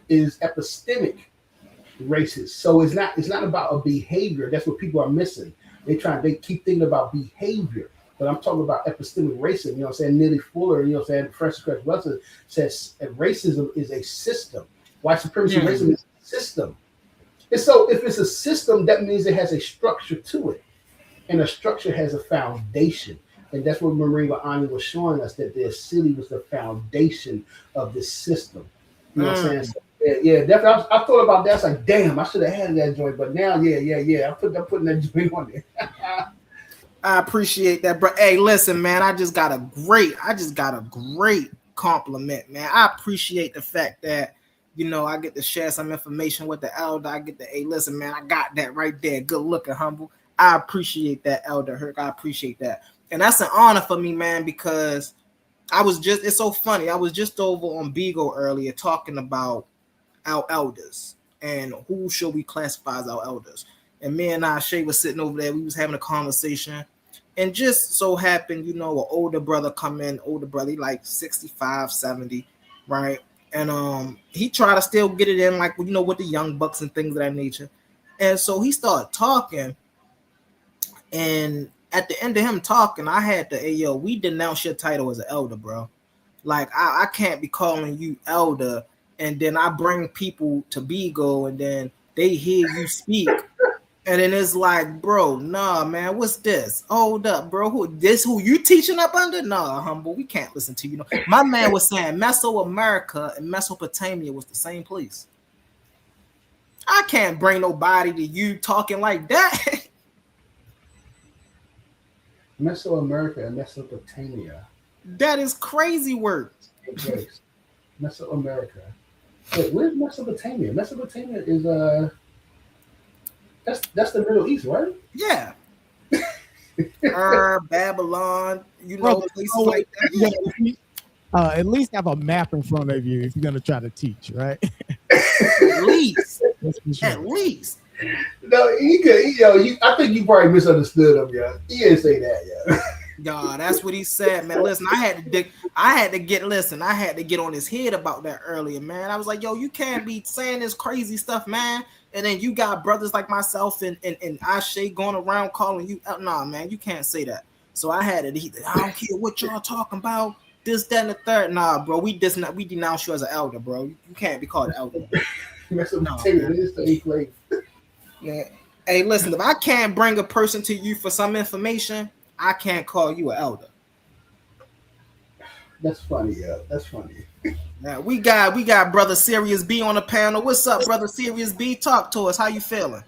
Oh man, feeling well, man. I tell you what, man, you brothers really impressed me in this last presentation. I think it was you, Humble Mystic, and a shot Ashe was on the platform. You guys were really breaking down the origins of a lot of this occult madness. And dude, it's like, dude, you guys are right in my lane when you're talking about this kind of stuff. And I wanted to drop some information on you because it sounds like you guys are sort of doing a lot of the same research or similar research that I'm doing. So I wanted to give you guys a breadcrumb just to see if this is something that you guys are tracking as well. And this is one of the pseudo final bosses when you're talking about the whole Western occult tradition in terms of philosophy, right? So, hold on just a second. Let me see. So if you guys really think about this whole idea about Western ceremonial magic that you guys are breaking down, astrology, numerology, all these concepts of the four elements, Kabbalah, angel magic, scrying, there is a single final boss in Western philosophy and occult philosophy. That's even beyond H.P. Blavatsky. You guys did a great job talking about Blavatsky, but this is a figure that's even before her, that predates Blavatsky, that a lot of people really put on the pedestal here. And I wanted to see if I can share my screen and show you guys something and see if you are familiar with this particular individual here. Hold on. Yeah, go ahead. Pop it up there. I got you. All right. And you guys let me know if you can see this. This is a gentleman named Cornelius Agrippa. Have you ever heard of that name? Yes. I would love for you, Humble Mystic, and you, Ashe, to do some research on this particular figure here, right? So Cornelius Agrippa, right, in his 3 books of occult philosophy, this is a linchpin. This is a cornerstone of all occult philosophy of the Western tradition, right? When you're talking about H.P. Blavatsky, they get it from Agrippa. Right. Right. When you're talking about when you talk about astrology, it comes from Agrippa. When you're talking about people say numerology, it all comes from Agrippa. Right. I would love you guys to take a look at the three pieces, how it's broke down. His three books is the natural world, right? He talks about the natural magic, all of the pieces in the natural world and all those the celestial magic, right? That's all the whole pieces of astrology and all those things. And then the divine world, that's where he gets into the interpretation of God, the Kabbalah. All of those pieces are wrapped into the works of Cornelius Agrippa. Right? He is a early Hermetic. He's from the early Hermetic tradition, right? So he's a Hermeticist. Yeah, he's absolutely a Hermeticist. A Hermeticist. And he rocked with the emerald tablets and stuff like that. If you would, I think a lot of his works comes out of that, right? Or the emerald tablets. Again, when you really dig into it, a lot of his ideas, this is where it emerges from. Yeah, it's from Agrippa. Got you. I would love for you guys to take a look at his works, dig into that, and let me know what you guys think, as well as you talk about things like the corpus hermeticum. Of course, that the corpus hermeticum. Yep. That predates Agrippa, because that's a traditional Hermetic teaching. But I'm talking about synthesizing all of these ideas. A lot of it comes from him. That's a fact. And there's a couple of those books too. And before I go in, I want to shout out to Brother Ashe. Welcome up to the panel, Brother Ashe. We got Samora Kojo up here. What's up, Samurai Kojo? So I just want to shout out the brothers that are coming up here. I'm gonna give y'all a chance to speak in a second. I just want to break this down and just explain to the brother Sirius B. What you were speaking about, brother Sirius B, books like the Magnum Opus, books like the Emerald Tablets, books like the Hermetica, books like the Lost Wisdom of the Pharaohs. All of those are new age, like you were saying, spiritual teachings that was taken the quote unquote information from Kemet, and they were revising it to fit their narrative and their spookism. So I know exactly what you're talking about, brother. A lot of that is pseudepigrapha, right? Yeah. Like for instance, like the Kabbalion as well, right? The Kabbalion, yep. The Kabbalion is something that is passed off to be something of ancient tradition, but it's not ancient, right? It's very modern. Right. And again, right, a lot of those ideas that emerge from the Kabbalion, it all comes from Cornelius Agrippa is the brainchild of a lot of it. Yeah. We appreciate you for that, brother Sirius. We appreciate you for that. Hey, what's up, brother Ashe? Welcome to the panel, brother. What's up? How you feeling today? I'm just chilling, brother, man. Checking you out, man. Checking the show out. Just I tapped in. Oh yeah, most definitely. We just over here. Peace, huh? What up? Go ahead, Ashe. My apologies. Go ahead, bro. Get in. Yeah, I didn't get a chance to do the show today, but tomorrow I'm gonna definitely go in tomorrow and talk more deeper into that into all of this new age mysticism and occultism and stuff like that. I want to have a part 2 to the build that we did, man, to the build that I had, where I actually go in on the symbolism behind a lot of the stuff as well. Right. The origins of the symbols, 6-point stars, hexagrams, pentagrams. What would these be? What was these things being utilized for? Where were they at? What do these things mean? So I definitely want to go in on that side of things as well. Most definitely. I can't wait for that. I'm gonna be there for that one too, bro. Hey, my man Ashe be having some amazing breakdowns. You feel what I'm saying? Amazing breakdowns. Him, Brother God Energy. Sister Issa Queen. Hey man, we all get it in with that information, man. Shout out to the fam. Shout out to the fam. Absolutely, and you'll be surprised in terms of what some of the occultic meaning, like I think Shay mentioned the 5-pointed star, talking about the pentagram and how it's used in Western ceremonial magic, right? A lot of those breakdowns will it basic to me. I think a lot of it kind of despookifies it, if that's a word. Right. You don't want any of this stuff to be mysterious and spooky to you. Right. Because that's where a lot of our people, I think, they fall victim a lot of this stuff. Right. Right. My whole thing is like, okay, look at it from an academic perspective, sort of like what you guys are doing. You look at these things from an academic perspective, and then you don't necessarily have to worry about the whole idea of this being some magical, mystical thing that actually impacts the natural world beyond what we do with science and naturalism. Sort of like what you meant, what you kind of discussed, Humble. And real quick, I think so. For me, I would the only slight pushback I have on that is that I wouldn't contribute numerology and astrology to these these Europeans, stuff like that, to foreigners. I think it's a part of traditional African spiritual systems. And the only reason I say that is because we could see it you see it 75,000 years, 85,000 years ago in South Africa in the Adam calendar. You see it in the Lubombo bone. You see it, you see this numerology stuff and astrology stuff where they calculated the sun moving in its processions, moving in different. They gave it different names, different characters. You're moving into the, lack of a better word, the year of the ram, the year of the, the goat, the year of the crab, whatever.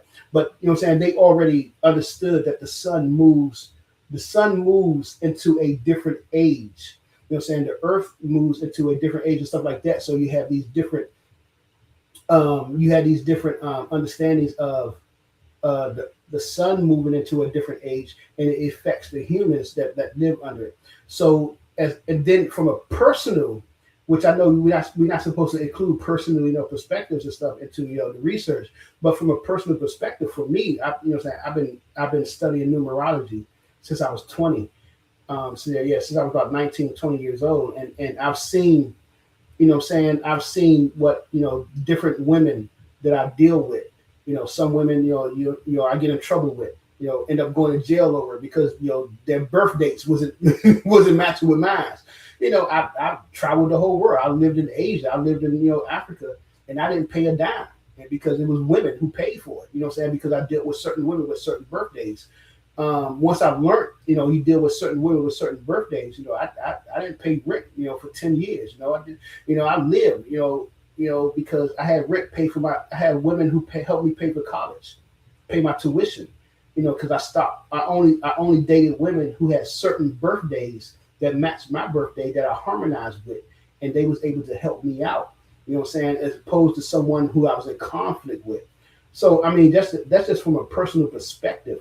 I was able to travel to, half this globe, dealing with certain women, knowing their birthdays and who they are and stuff, So I think that, it is a science that, or a raquette, as the ancestors say, a raquette, or as in Kindoki, as they say in Bantu, it's a science that we have let go, and that the Europeans have said, this is false, but that our ancestors came up with tens of thousands of years ago to understand the universe and understand how people relate with each other. There's I don't think that it's a whim or wish-washy to understand that there's a relationship of how certain people react, because I think we all been in it. You walk into a room and you feel, you vibe with somebody, or you walk into a room and you don't vibe, you don't even know the person, but you can say, man, I ain't feeling that nigga, man. I ain't feeling, it's just the energy that they carry, and it's not nothing about them. You don't even know them from Adam, but the energy because of their birth date and how we're saying when they was born, their energy that they carry, it conflicts with your energy. So this is like, I think that this is a science that we haven't delved into because we listen to how Westerners define what science is and what's not science. And I think that our ancestors, they've been dealing with this for thousands of years. They came up with a formula, that I'm saying that certain people, react with certain people. So that's just my perspective. That's just my perspective. That's all. And that's great insight. And I think what I'm kind of suggesting is that I think we should scrutinize like what we're using and that unbroken, like are what is what we're utilizing. Does it have an unbroken line or an unbroken current back to the continent? Or is it a part of some of these Western traditions that, of course, us here in America that we're sort of ensconced in, right? I would employ anybody to really take a hard look into that, right? I think that's really what I'm suggesting, because especially when you're talking about looking at numerology from a perspective of trying to identify dating mates and things like that. Is that necessarily an African tradition? I don't know if we can say that, right? That particular usage of it, right? I'm almost certain it comes from a current outside of the African tradition. So that's why I'm a big proponent of really analyzing, putting these traditions under the microscope and seeing where they come from. Right, no matter what we're using, what we're doing. I'm not saying that they're not useful in these things. We know us as Africans and Black people, we'll make something useful out of anything. You know what I mean? Right. But my biggest thing is like at least have that background information in terms of the origins of those concepts, and then if you wanted to revamp or bring those back into a more traditional current, then maybe that's a place that we should be, right? As opposed to using things and leveraging things outside of our cultural tradition. Right, I agree. Right. I'm back, family. My apologies. Hey, brother Kojo, did you get a time to speak, Kojo? Kojo? Yeah, can you hear me? Yes, sir. Yes, sir. Yes, sir. Peace to everyone on the panel. Peace to A1. Yeah, and peace to the whole bomber squad. You're too numerous to mention. So yeah. Anyway, I want to pull you guys back to a point. I know you guys have trodden on further down the road, but I just want to pull you back a little bit because I heard you guys say something about the Mesoamerica and the Middle East. Now, I'm just trying to figure out. I mean, if you said it, that means there is some what's the word? Validity. That's it, to it, basically. So why don't we look at that perspective instead of just dismissing it? Because that's what you guys just did. And I believe there's a lot of evidence that points to America being the Middle East rather than the Middle East being the Middle East. If that my meaning. So yeah, that's what I came on to kind of query. Right. And so for me, it's just about geology, right? Mapping and understanding where places are on this grid we call Earth. You see what I'm saying? If we simply just do that, then it's very apparent. It don't matter what we call these land masses, but these two land masses are not the same land mass, right? They are literally located in different areas. They're not even close. They're located different areas on the Earth. So it's impossible to then conflate the two and say that they're the same thing. Even when you look into the cultures aren't even the same. They don't even resemble each other, the Mesoamerican culture and the Mesopotamian culture. You see what I'm saying? So for people to say that they are the same thing, that's a stretch, a far stretch. And it just shows that they just need to do more research on geology, right? And anthropology, the culture of, or the the fundamental basis of what cultures are, as far as their language, their building patterns, their migration patterns, their educational systems. When you deep dive into both of those cultures, Mesoamerica and Mesopotamia, you find out real fast that these two cultures are very different. Yeah, I get what you're saying, but when I say Mesoamerica, I'm saying like I'm thinking that you guys are saying that the Middle East was in America, which is what I'm saying. Am I correct? No, yeah. So what I'm saying is the Middle East is not America. Yeah, no, no, Right, no. We've been saying right, that. right, We right. understand. And I'm saying the Middle East is America because Right, right. there's a lot of Yeah, yeah, evidence you can say it. as far as the Can you, underground I okay, can, but cities. can you show us? But can you show us how? Can you Yeah, explain to us say how? it. hold on. Let me Hold on explain. one second, Hurt. Let him finish it up, and then we're gonna let you get right in there, Hurt. Right, Go ahead, right, Coach. right. Thank you. I'm saying there's a lot of evidence that points to that. I mean, there's evidence of Canaan in America, in Canada. There's evidence of Babylon. There's evidence of Israel.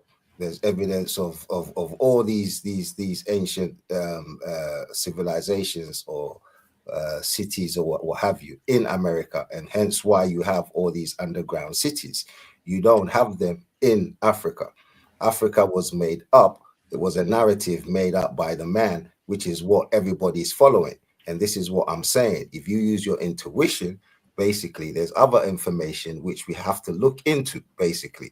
And when we do that, we are going to find out that everything that we're saying about this Medunecha and what do you call it, the Kemet and all these other philosophies are all false. Because again, like I said, everything started in America. Okay, but you have. I mean, you said that, but you haven't given any evidence, any proof. Can we get some? Can we get some evidence where you got it from? Where you get this information from? There's so many proofs in books everywhere that I mean, look, you can do a Google search and you might not find it, but there's books everywhere that points to that basically. And if you look at the names, even in the names, it's all in the names. They've just distorted the names basically, and hence why you've got like California and all these kind of things. They said Moses, when he led the Israelites, he led them through California and not the Nile over in Africa, basically, because the Africa was a flooded place, and that's the proof. The proof was that Africa was flooded. It wasn't a place habitable by anybody. It was a place where everybody fled to. So we were chased from somewhere into Africa. That is the real evidence. That is the real facts. That is the real history, not what the man gave you. So when you say, yo, give me proof, you're asking for what the man gave you. No, I'm asking for your intuition. I'm asking for what is there, what you can see, basically. Okay, but you just said that we fled into Africa. Africa was flooded. It was said. I mean, where are you getting this information from? Okay, so my ancestors, I'm an African myself, and my ancestors, first and foremost, have said that they are not from. I mean, I am, but because I was born over there, but I mean, not born over there, but I'm from there. My parents are there, from there, but they they migrated into Africa. So that is the evidence that I'm going by. Basically, Who? I'm not going by what your man said. Okay, Basically, what people? I'm going by what my lineage said, not but what your man said. What people? Who people Different. you talking about? Say what? What's the people that you're talking about? The African people. No, your ancestors. You said your. I'm asking your ancestors. Who are the ancestors? The African people. That's what I'm saying. The Hey, whole of that. real fast, I'm real asking fast. who are your ancestors that you're Hey, I talking just about? gotta call out some incoherence real fast. I'm gonna let y'all get into it. The brother said that his ancestors tells a story or tells a narrative that his family came into Africa. The brother Massa asked a very valid question. What people are you talking about? What culture? The brother then turns around and say, the African people. Hold up now. How are they African people if they was brought into Africa? Good question, because like I said to you, when I spoke, you have to see, this is why I say intuition and knowledge of breaking down knowledge comes into it. I said to you, we were born in Africa, so therefore we are Africans, but my ancestors are not Africans because they migrated into Africa. That's what I said. And he asked you, what people are you talking about? You And I said said the the African whole people. African people, yes, the Bantus, the Ashantis, the Twa, all of them, they all migrated into Africa because they were being persecuted, and that's the facts. That, brother, I've never read that the Twa and the Khoisan migrated into Africa. That's why I'm asking you where you getting this information Well, from. this is what I'm saying to you, my brother. You're going by what the man gave you. I'm going by what my ancestors told me. So you tell me which one holds more weight, in your Okay, opinion. you're right. But we have to then you have to show me where the Twa and the Khoisan said that they migrated into Africa themselves. Well, there's many evidence that the Twa was in Europe first and foremost. You know what I'm saying, in Ireland and Whoa. Great Britain and all these type of places. There's history there. I mean, you I could. agree. I agree with that. I So why definitely are you ask? Hold on. Are you asking me questions so we can learn, or are you asking me to try and catch me out? Is no, that what you're no, trying to do? because you're conflating timelines. Oh my God! Okay, All right, so go the ahead. Can I Twa, read this really the fast? Twa. Really Wait, fast. This hold might on, let me go end with ahead, this. Herc. And after you, Hold I'm on, gonna let me read end with this. this. Let me end with this. The Twa and the Khoisan that you're talking about that were in Europe do not predate that were those who were in Africa. That's what you will have to show. Predate Okay. what? So Because really what? fast, really fast. I'm gonna let you get in right after this, Kojo. Yeah, go ahead. So it was a claim being made that Mesoamerica is the same place as Mesopotamia. People always, I proved this earlier too, but people always say, go look it up. You don't believe me? Go do your research. Is Mesoamerica the same place as Mesopotamia? No. Mesoamerica and Mesopotamia are two completely different geographic and historical regions. So this is why I said earlier, the reason I believe people make these mistakes is because they don't know geography. They don't know how to read a map. So of course they wouldn't know where Mesoamerica and Mesopotamia is. They assume because they both got the beginning word Meso, they must be the same thing. But if you don't understand geography and if you don't understand historical regions, then you wouldn't understand that these are not the same thing, right?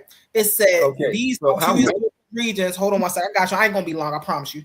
These two historical regions located in different parts of the world, separated by thousands of miles and thousands of years of history, not 50, 60 kilometers, not 24 feet, not 13 steps, but thousands of miles. Okay, so humble. Let me ask you a So question. hold Right? on one second. I'm gonna give it right back to you after this. I'm gonna make this last point. I'm gonna give it right back to you, right? Did the Bantu come into Africa? The Bantu did not come into Africa from somewhere else. Rather, they originated within Africa and underwent a massive migration across the continent. This is not hard information to get into. Not hard at all. Right? Let's talk about the Twa people, right? Where are the Twa people from? The Twa people, who are part of the larger Akan ethnic group, primarily resides in Ghana and parts of the Côte d'Ivoire, the Ivory Coast of West Africa. Their origins and migration history are traced through the oral traditions, historical records, and linguistics. West African roots, historical and archaeological evidence indicate that the ancestors, listen, not me, not Mansa Herc, not nobody on a panel, but historians and archaeologists, right? Their evidence indicate that the ancestors of the Akan Twa people gradually migrated into the forest and coastal regions of modern-day Ghana and Cote d'Ivoire around the 11th and 12th century. Northwest migration theory, oral traditions, and mainly historians suggest that their deeper ancestral roots trace further north. Many Akan groups believe their ancestors originally came from regions associated within medieval Ghana Empire. The Sudan region. All of these places are in Africa, by the way. Just want y'all to know that. The Twa people didn't originate anywhere other than Africa. So I don't know where we getting these theories from that these people coming from everywhere else. Me as well, Elder Hurt, would like to see some evidence. I'm a land right there, family. Go ahead, brother. Go ahead, brother Kojo. It's on you, brother. Yeah, thank you very much, Humble. You see, my pushback to that, what you just read, basically, is still the same. The man gave you that, and the man is pushing a narrative that he wants you to believe. And I'm saying to you that there's other narratives out there that tells you different. And like the other gentleman was saying, the Twa, they came from Europe. He knew that, but then you read that the Bantus and all these guys were all in Africa. We don't listen. My ancestors, basically, I don't care what it is, whether it's Google or it's Hoodoo or whatever it is. Listen, my ancestors, they are the real proof. They are the actual proof. You know what I'm saying? Google can't tell me nothing. You know what I'm saying? And if they tell me that they came from somewhere else, I know they came from somewhere else. I don't care what Google tells you, because Google's not going to tell you the truth. And you know Google. So why would you ask me to Google it if you wasn't going to trust the answer that Google was going to give me? I didn't ask you to Google it. You did it yourself. But nothing wrong with doing that. But I'm saying use your intellect, my brother. I'm saying to you that, listen, if you're talking about Africa being thousands and thousands and thousands of years old, then let's look at these again. I will always pull this up, and this always gets all of you. What about these Tartarian buildings? When did they basically, when was that civilization, or when did that civilization end? And when did this one that we're living in start? For you guys to be saying, oh, out of Africa in thousands and thousands and thousands of years. We see these buildings with our own eyes, and those buildings are not billions of years and so on and so on and so on of years old. No, we see them with our own eyes. So we're fooling ourselves with all this information and stuff like that, and we're trying to neglect our own eyes and senses. No, it's right there in front of us, my brother. I'm sorry, you can dance around it, but it's up to you. The evidence is right there in your eyes, in front of your eyes. Wait, can you expound on what you just said about the buildings being thousands of years old and we're not? I mean, can you explain that a little bit more? All right. See, all these Tartarian buildings. When I say Tartarian buildings, you might not be familiar with what I'm saying, but when you go around your city, you will see that there's buildings out there that were not built for us. They were built for much bigger people. And this civilization was before we came along, so to speak. So if that was the case, when did that civilization end? And when did ours start? For us to be coming out of Africa, basically, thousands or millions of years ago, basically, because Africa at some point was flooded. And how do I know it was flooded? Because we know by Atlantis. Atlantis was in Africa, basically, and that got flooded. You know what I'm saying? So Africa was flooded at some point. And so that's your evidence and your proof. And I could give you more, and I could go into more if you want, basically. But hey, I'll leave you with that. Okay. Okay. I see what you're trying to say. I think, for me, I think you're conflating the again timelines, because when we look at, like you said, these buildings, and they were built, for people that I think you said like these huge gigantic people and stuff. I think that we're confusing Homo sapiens with Homo sapiens and Homo erectus and stuff like that. And then I agree that these Homo erectus people traveled, were more spread out across the planet, across the globe. I think more northern in Europe and Western Asia, you had Homo erectus. I think, I'm not too sure because I don't do too much looking into this, but you have Homo erectus around that area and Homo sapiens around the area, but then modern humans, us Homo sapiens sapiens, we came along later. But you did so. If the Homo erectus was living at this time, they could have constructed buildings and made things, saying, for themselves to exist. But still, I think those are they still we talk about black people, African people. The only difference is that the modern humans, from what we know, Homo sapiens sapiens, evolved on the continent of Africa, and then migrated outward after after that time period. Maybe conflicted or interbreeding or stuff, whatever, with Homo erectus and Homo sapiens. But I don't think that there was a original point of saying that there was a group of people in let's say America or America, on America and the Americas, that were I would say distinct or same Homo sapiens that's equal to the Homo sapiens sapiens. I don't think that has been shown yet. Not that I know of, but I don't think that has been shown yet. That's why I was pushing back, because I understand what you're saying. I think I understand what you're getting at, because I think that you're conflating the timelines of the two groups, actually the three groups: Homo erectus, Homo sapiens, and Homo sapiens sapiens. Whether or not they lived, amongst each other at the same time periods, conflicted with each other, I don't know. They could have, interbreeded with each other. I don't know. I don't know. You know what I'm saying? I think somebody part, but it doesn't seem like that the people who are Homo sapiens sapiens, modern humans, were in America, that they predate the Homo sapiens, the modern Homo sapiens sapiens in Africa.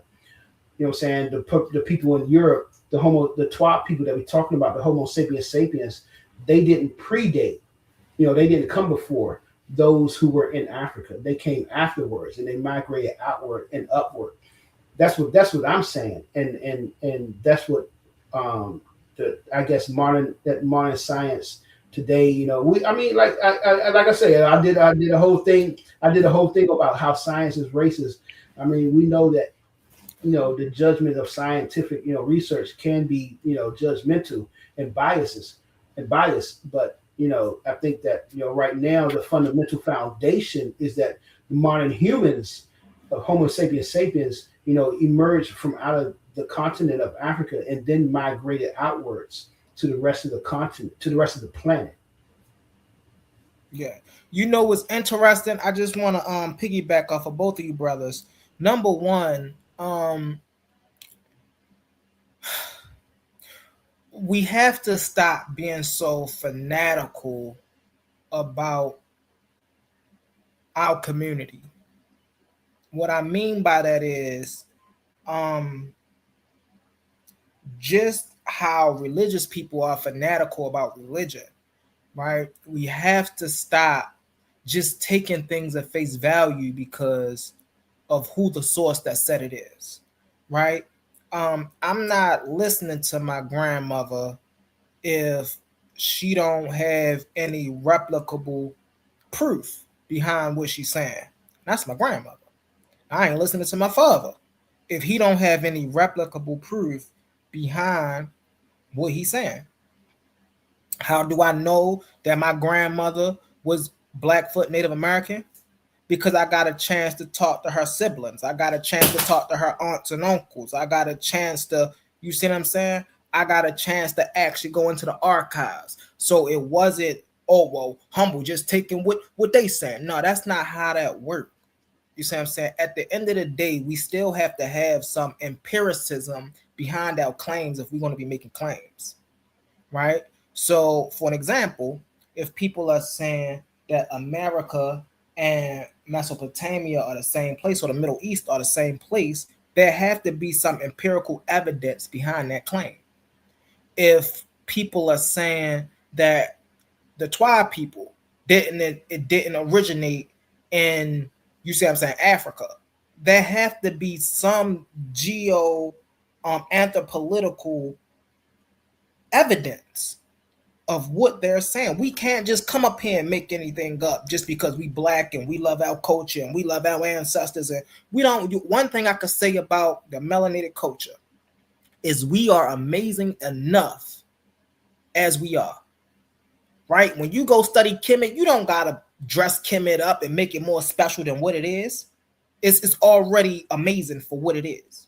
Right? When you go to the Bantu and the Twa and you go to Togo and Benin, you don't gotta dress those cultures up because they're great for what they are. You don't have to add no more spookism onto that or no more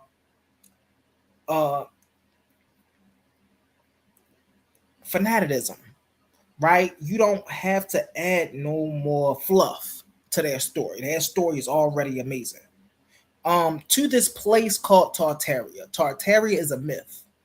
For those who don't know, Tartaria was not a real place. The buildings that a lot of people attribute to a place called Tartaria, right? When you go do your research, you'll find out that the images of the buildings are actually the images of a constructed theme park. And it was the buildings were like a real life theme park or whatever, grand and huge. And so those buildings were actually buildings of plaster. They were quick buildings that people can build real fast and take down real fast.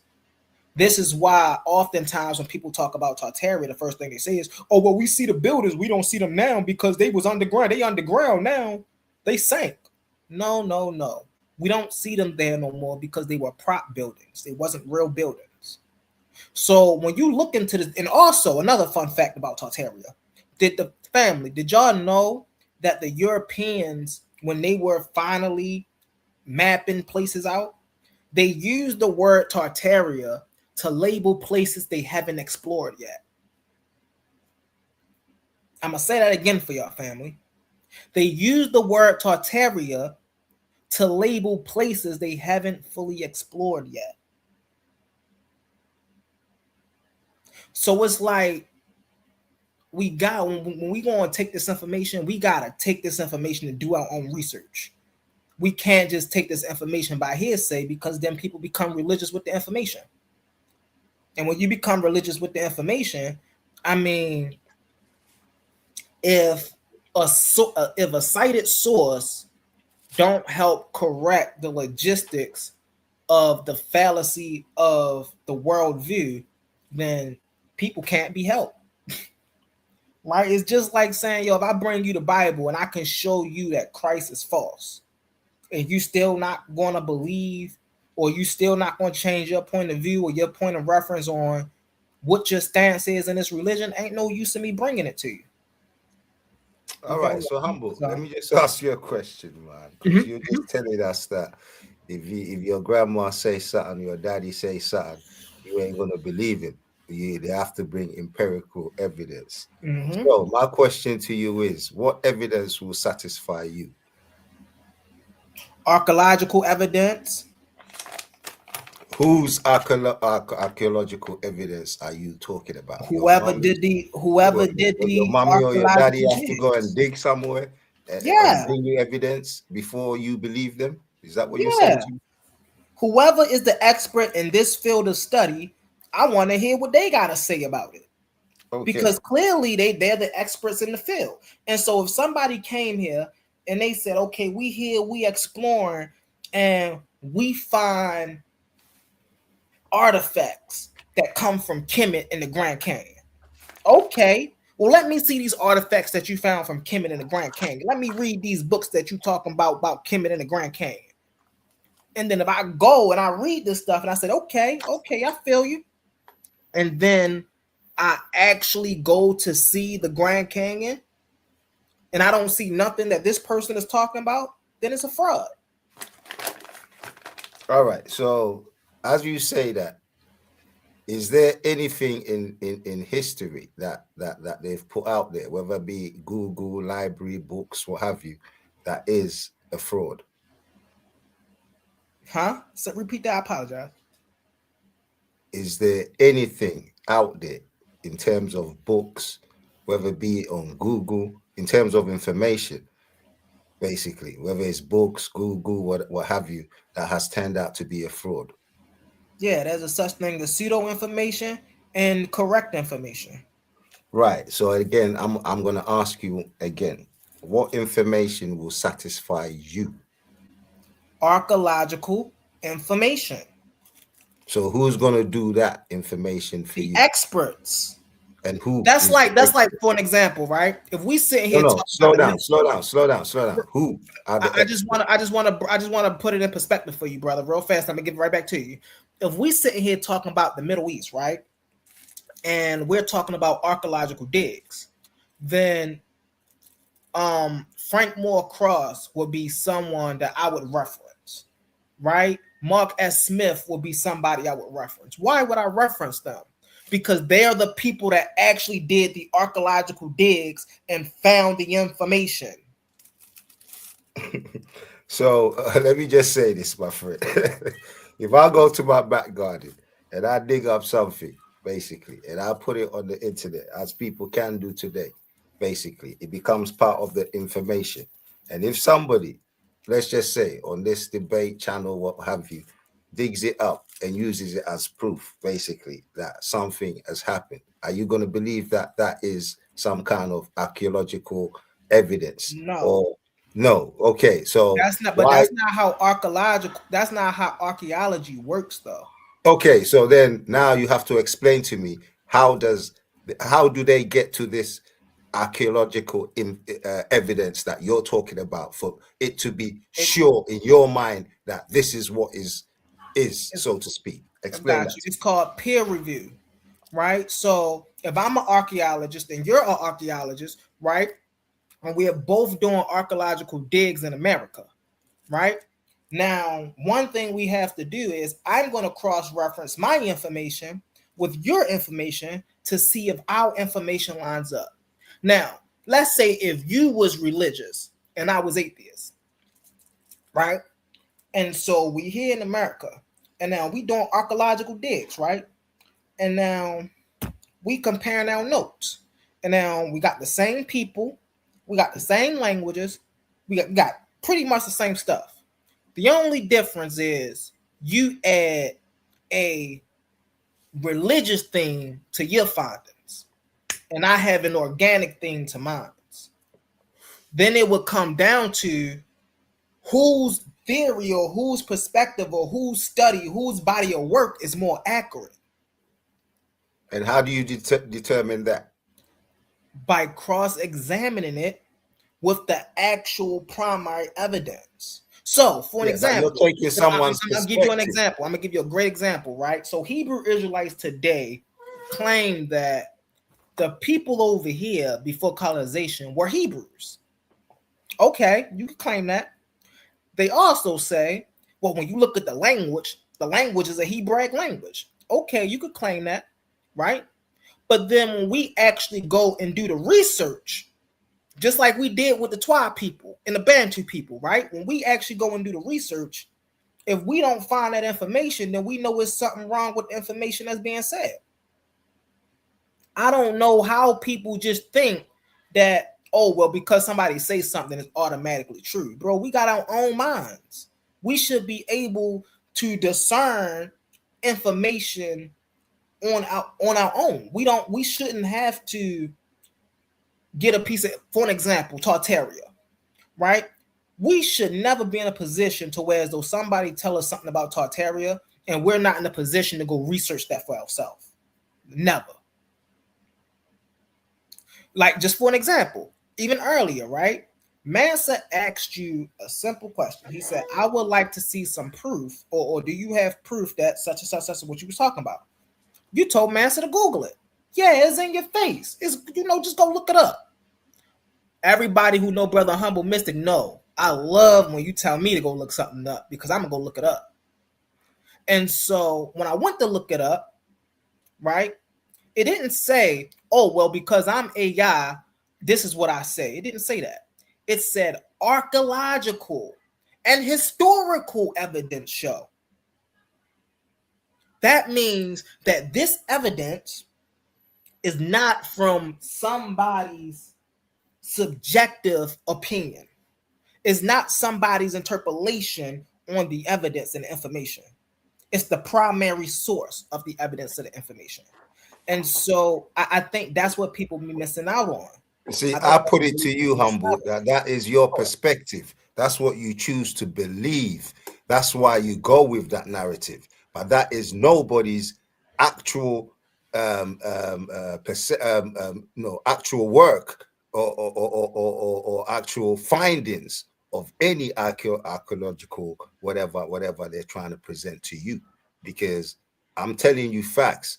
Nobody basically can come unless the man gives you that scholarship or whatever you want to call it. You can't come and say, hey, this is what I found and this is what I found. No, it's going to, like you just said prior, I can't bring my stuff in because I'm not sponsored by the man. So if I put my stuff on there, you're not going to believe me. And you said it.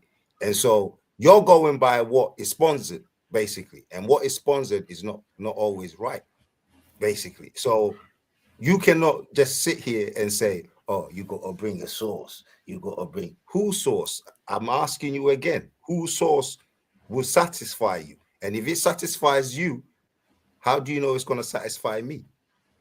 Archaeological evidence. Listen, this is the same argument. This remind me of Neil deGrasse Tyson, right? Neil deGrasse Tyson had a conversation with a gentleman who didn't believe that we went to the moon. Neil deGrasse Tyson asked this same question, right? What proof can I bring to you that will convince you that we've been to the moon? The person said photographs. Neil deGrasse Tyson went and got photographs. The brother then said, well, I don't think I can trust these photographs because they was taken by NASA. How do you ask for photographs as proof and then photographs are presented and then now you even rejecting no, that's not how that works. And so the reason I'm saying is because I'm applying the same thing here. You ask me what proof would I need for me to believe the claims that you made. I said archaeological evidence. The issue now that you have is you can't go back and find no archaeological evidence that supports your claim. That's the issue here. You see what I'm saying? It is about, if we're looking for evidence of, for an example, if a person asks me, what evidence would you need to prove that Abraham is a historical person? Right? I will explain to them, I need archaeological evidence, anthropological evidence. I need evidence that he actually interacted with other people. I need evidence that he actually wrote something down. I need evidence that he was actually a part of some type of army. I need evidence that of something that he actually did that can verify what's being spoke about him. That's what I need evidence of. And you know what a religious person to say? Oh man, that was gone years ago. We ain't got that no more, man. We can't find that. Then that's bullshit crap. And can I? All right. Let me just say this quickly, Mansa. Let him respond and then Hurt. You got it next, Hurt. Thank you. You see, the question I was asking you, I think you may just went left with it because it was just a simple question, Humble. I asked you basically what evidence would satisfy you. The reason why I asked you that is because if you said, okay, A. Smith, he is an expert at what archaeologist, what have you, basically, then we're going to look at A. Smith. And then we're going to ask ourselves, what did A. Smith study to make him the expert? And when you go and you look at what A. Smith studied, you get to find out that it has nothing to do with finding any kind of archaeological evidence, if you understand what I'm saying. A. Smith was in a classroom. Hold on. A. Smith was in a classroom, you know what I mean, answering questions, 4 questions, you know, A, B, C, and D. Choose one. That's what A. Smith was doing. He weren't doing no archaeological findings, my brother. But just because they put some kind of A, B, C, D in front of his name or behind his name, you say A. Smith is qualified. I say A. Smith is a fraud. That's what I tell you, because A. Smith can't prove to me that whatever he's saying, he went and found it. And nor can you. But So then that you would can then go ahead you and would believe have in to A. provide Smith. evidence for Hold on. that. You just can't say he a You fraud. can go ahead and believe in A. Smith, but I don't. I'm using but the evidence that is around me, and that's why I say the Tartarian wars and the buildings. You say it's myth. How can that be myth when it's right in front of you? Go. I'm gonna answer your question next, Kojo. I'm gonna let Master Hurt get in here real fast. I'm gonna get back to you. Okay, go ahead, Master No. Hurt. Um, so I want to say that I think that I believe. I mean, I wouldn't. I'm not pushing back on the fact that you were saying that your elders, your grandparents, saying saying your ancestors. They say they tell you that your people migrated into this area into Africa. Um, that's not what I was pushing back on because actually, Professor James Smalls had talked about that. He had talked about the stories of the Yoruba and the Igbo. I mean the Yoruba, yeah, the Yoruba and the Igbo and the Airway and Hausa people talked about them migrating from the east, into interior of the continent. They came from the Levant area, and they migrated in once these Amu people, these Aryans, came down, over the centuries, and they migrated into that area now, what they call Nigeria and Benin and stuff like that. These people, migrated into that area. There are stories being told about that, and he talks about that. Um, for specific references, for the works of where he read it from, I would definitely, I think I would, next time, I'm, because he's always on YouTube. So next time I see him, I'll ask him, where he got that material from. But I don't get no pushback on that because I've heard that. But to say that, I think that to try to map that as the people of the planet, the Homo sapiens sapiens of the planet migrated into Africa instead of migrating out of Africa from the beginning as the origin. I think that is where the conflict is at. You know what I'm saying? Because I think I think it definitely we would have to show that the Homo sapiens sapiens, you would have to show skeleton, bones and stuff that date back further than those that we find in the continent. You know what I'm saying? I think that's where the conflict is at. You know what I'm saying? But I don't push back because I've heard those stories before. You know what I'm saying? That people, the Igbo and the Yoruba, the Airway, the Hausas, people, they migrated. They did do a migration over centuries from the east out of Africa into Africa. So I've heard that before. But what I'm saying, that's what I think. Like I said, I think that to show that was that 300, 400,000 years Homo sapiens sapiens when they came, we got to show that those skeleton bones we could find outside of the continent, and I don't know anybody who has done that work and proven that. And I agree. I mean, and then again, like I said from the beginning, I agree with because you're saying that who are you getting this information from, and we always got to question who we getting this information from, and me being a person, being a person who, I guess, I got a degree in science. Like, I take what the Europeans have to say with a grain of salt until, I thoroughly, look through it. Be like, okay, these people, okay, all right, maybe this is valid. Because we know that they lie. I mean, it's too much. It's too much evidence that they lied, and they lied in destroyed history. We got way too much. Let me just sorry, man, let me just say this though. You see, what you're saying there is actually you're on the right path because you mentioned Professor Smalls, and that's the perfect person you can learn from, basically, because this man has done it. He's been over in Africa, he's talked to the people, Mm-hmm. he's been to tribes, not just one tribe, different many tribes. So when he speaks, this is a man that you have to listen because in the diaspora, which is the America, the Caribbean, and the UK, we don't have people who in today, I'm saying not many have gone out there. If there are, I'm sorry, I'm not trying to leave you out, but I haven't heard of many that like Professor Smalls that have been out there and have gathered information on the people that are his people, and he knows. I mean, he can't have everything, but I'm saying to you that he has a great deal of information, and you're on the right track. When you spoke, when you mentioned his name, I was very pleased, because I know that I'm speaking to people who are connected, but are just a bit conflicted with the European.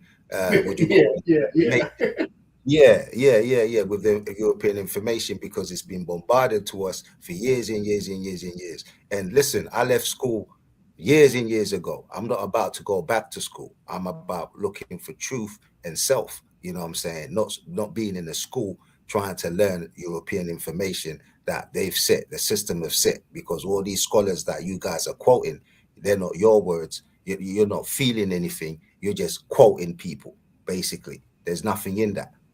You have to feel where you are, look at where you are. And when I look at these buildings again, I'm gonna quote these buildings, because these buildings are the landmark. These buildings are the key for us to waking up. You know what I'm saying? That's what I'm saying to you. Don't look past these buildings, because they're there for a reason. That's the key for us to waking up, Yeah, to yeah, understanding, yo, where are we coming from? You understand what I'm saying? And who are we? You know, so yeah, humble. I'm gonna leave it with you, and yeah, let you carry on. yeah, definitely, definitely. I, Right. I think that, I mean, for me, I personally, I think that the history has been, I mean, we already know that history has been distorted by the Europeans, they, to their advantage.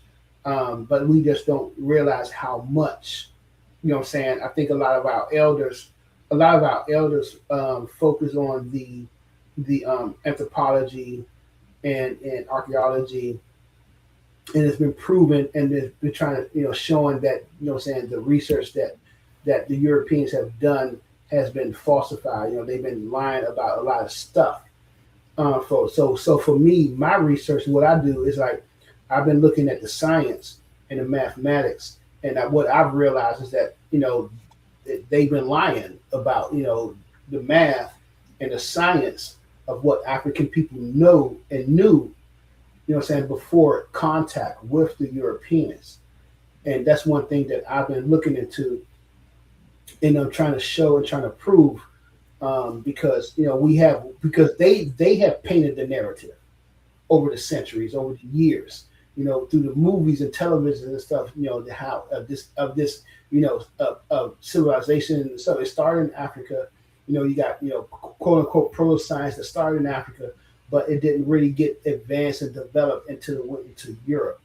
And that narrative, to me, is a distortion and an incorrect distortion of the truth of how African people, Black people, understood the advanced mathematics, understood the reality and the universe that we live in. And I'm saying that is another distortion that they've been lying about, and they've been keeping away from us. What I'm saying, from my perspective, from my research. But definitely, I think we definitely got to question. We got to question it. Like, we can't just can't take their words on it, because we know they, to me, they've lied too many times for us just to take their word. You know what I'm saying? Too many times. Mm-hmm. So It's interesting, Professor Herc and Brother Kojo, that y'all talked about Professor James Smalls. Love me some Professor James Smalls. Listen to him all the time. The interesting thing is, right, we have to make sure when we speaking, even if we come up with our own things, right, and the people that we, hold in favor, don't necessarily say what we say, but we have to make sure when we're making claims and things of that nature that they align with what the people that we hold in endearment actually say. Like, for instance, if we value the opinions and teachings of Professor James Smalls, then we should value the teachings that African people was the original people on the planet. You see what I'm saying? um, we can't value Professor James Smalls that didn't say, well, the Tweed people didn't originate in Africa, they came into Africa. You cutting Professor James Small's head off. You see what I'm saying? So we gotta make sure when we're speaking about the people in this field that we revere and we listen to, we gotta make sure we listening to them closely, and we gotta make sure we keeping their teachings in context, even if we don't agree with their teachings.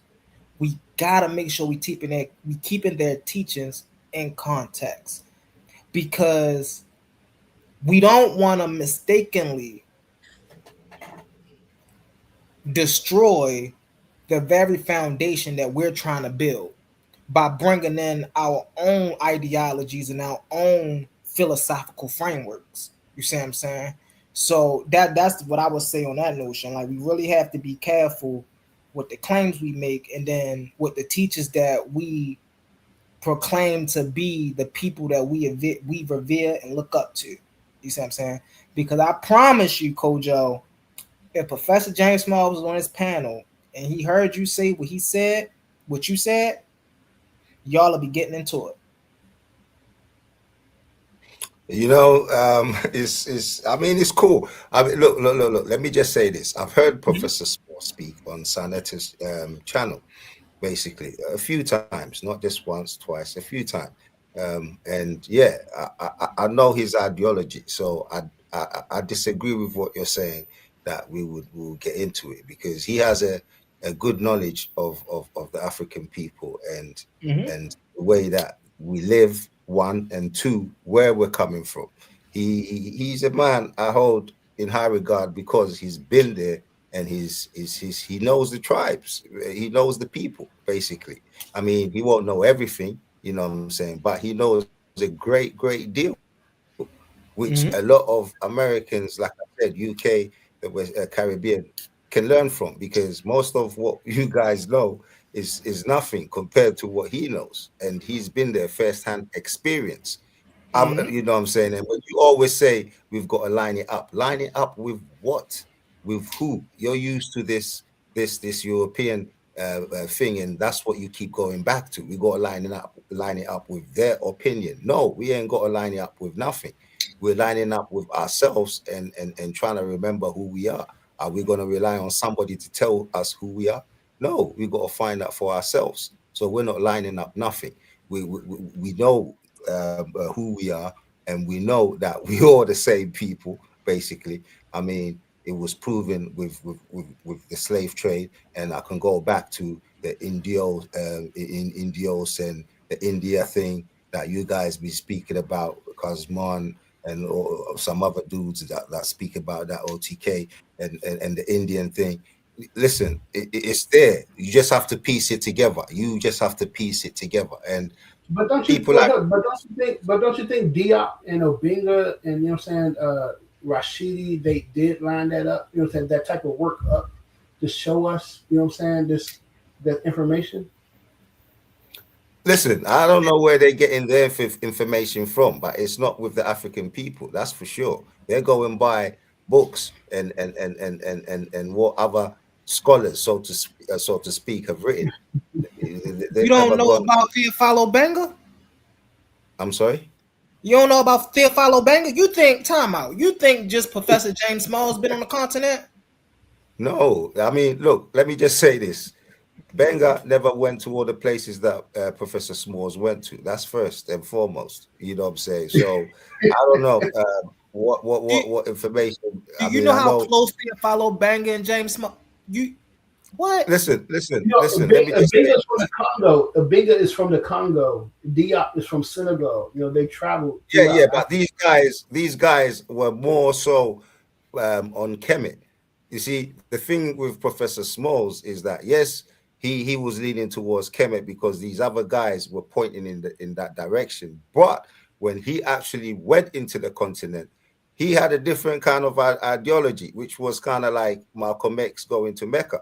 You know what I'm saying, and getting some kind of a different kind of or a slightly different ideology, and that's why I say that Professor Smalls, in my opinion, you know what I mean, from what I've heard him speak, yeah, he's more an African. He speaks more for Africans than a Benga or even a Diop, because these are all Cometians, and Kemet is not African. Again, like I pointed out to you, Kemet was in America. It wasn't in Africa. Nah, bro. So Nah, nah. Hey, that's a real fast, y'all.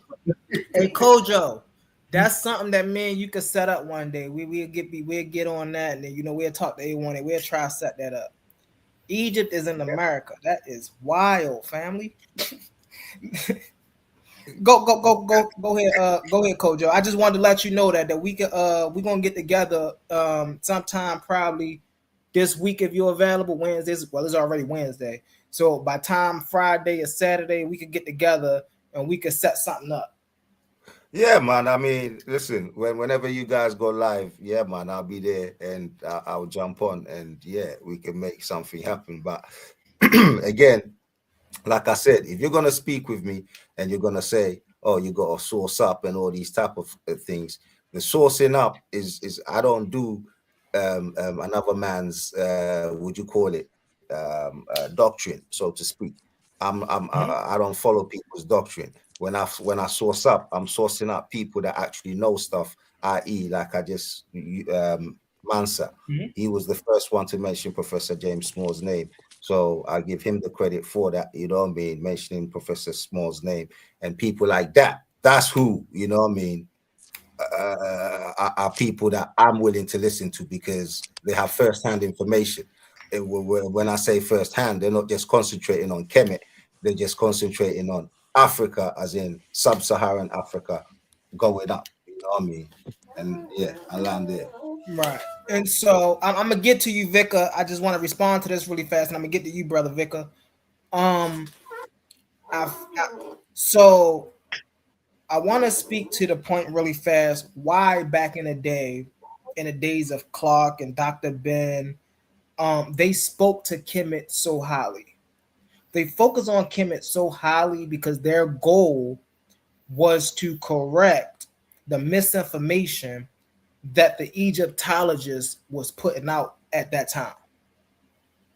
See what I'm saying? So this is why when we see back in the 1960s and 50s, we see people like Dr. Clark actually debating European Egyptologists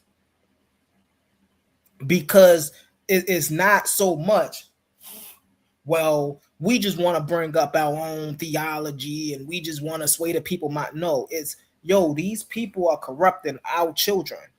And we have to step in and teach our people before they keep corrupting. Now, like, we got to step in and we got to finally do something about this. Just like Brother Mansa Hurt was saying about the educational system. That was their whole ideal, was to re-educate our people so we won't be susceptible to all of the misinformation coming out by Egyptologists and anthropologists with agendas and things of that nature. You see what I'm saying? So I do feel like it's important to listen to these people. I think there's many people besides Professor James Smalls. He's most definitely up there on my list. But we also got brothers like Ashwar Kwesi, brothers like Brother Jabari. You see what I'm saying? So we got some people that been over there teaching, and not just in Kemet, by the way, but all over the motherland of Africa. You see what I'm saying? And the interesting part is no archaeologists disagree with what they say. When we talk about people like Ashwar Kwesi, right, doing his tours, he put the tour guide in the back. This is my tour. I'm doing this. And the tour guide never disagreed with what Ashwar Kwesi say. Not because, oh, well, it's his tour, so let me just but because Ashwar Kwesi is correct. You see what I'm saying? So, again, if we're going to follow these teachers, we got to make sure we understand what their teachings are. So then when we come up with our own ideologies and thoughts and, hypotheses, we won't be damaging the very elders we hold in high regards. You feel me? Brother Vicar, what's up, Brother Vicar? How you doing? Hey, peace, man. I appreciate you bringing me up on the panel. I don't know if you can hear me or not. Yes, sir. Loud and clear. Hey, yes, sir. You know what I'm saying? Shout out to the channel. You know what I'm saying? Peace and love always, because I know that's the motivator. I'm just listening in. Okay, trying to okay. grasp what's going on. That's it. Most definitely. If I can just give you a little rundown, we went over the Theosophical Foundation, Madame Blavatsky, and the spiritualism, 19th century Victorian spiritualists.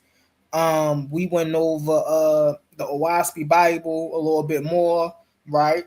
And we just debunked people coming trying to say that they're not a part of a religion, but they rock with science, but clearly their book talks all about religion. We moved into is Africa, is America the Middle East, or is America Kemet? Then from there we moved into Tartaria, and if Tartaria was a real place or if it was a myth. And then from there we moved into were the Twa people originally from Africa, or did they migrate into Africa? And so those are some of the topics that we covered before you hopped up, Vika. Any of those topics would you like to speak to? I'm in the wind like y'all. I'm just gonna be honest about it, like for real. You know, I like Tartaria, cause I mean, like, what do people say Tartaria? You know, what I'm saying, like, let me rephrase that. Like, what was the position of Tartaria? If anybody know. Yeah. So in the 17th century, Mm. Europeans used the word Tartaria to describe places that they didn't explore. Later on, because these maps had the name Tartaria, later people then assumed that this place, this thing called Tartaria, was a real place, and they started creating ideologies and worldviews off of this Tartaria, saying it was an ancient race of people, saying that they was intellectually, like, they were basically aliens, right? A very advanced group of extraterrestrials or ancient civilizations that had the technology that we still don't have today. That's the claim of Tartaria. Um, but when you actually get into what Tartaria was and how did it come about, and you find out it was a big old hoax. You find out it wasn't nothing special about it. It wasn't no ancient race of people out here that had super advanced technology from some aliens, and you don't find none of that. They like to point out that oh well, they built megalithic structures, and where the megalithic structures at now? Yeah, those are called quick buildings, right? There's a lot of pictures Right. surfacing around the internet that when you look up Tartaria, you'll find just big immaculate buildings, but then you'll find out that those big immaculate buildings are nothing but plaster. You see what I'm Uh-huh. saying? They were prop buildings, and Facts. so Because that's most how buildings they built were today able to be like built that. so fast and taken down so fast. Hmm. Facts. Hey, are you guys serious or what?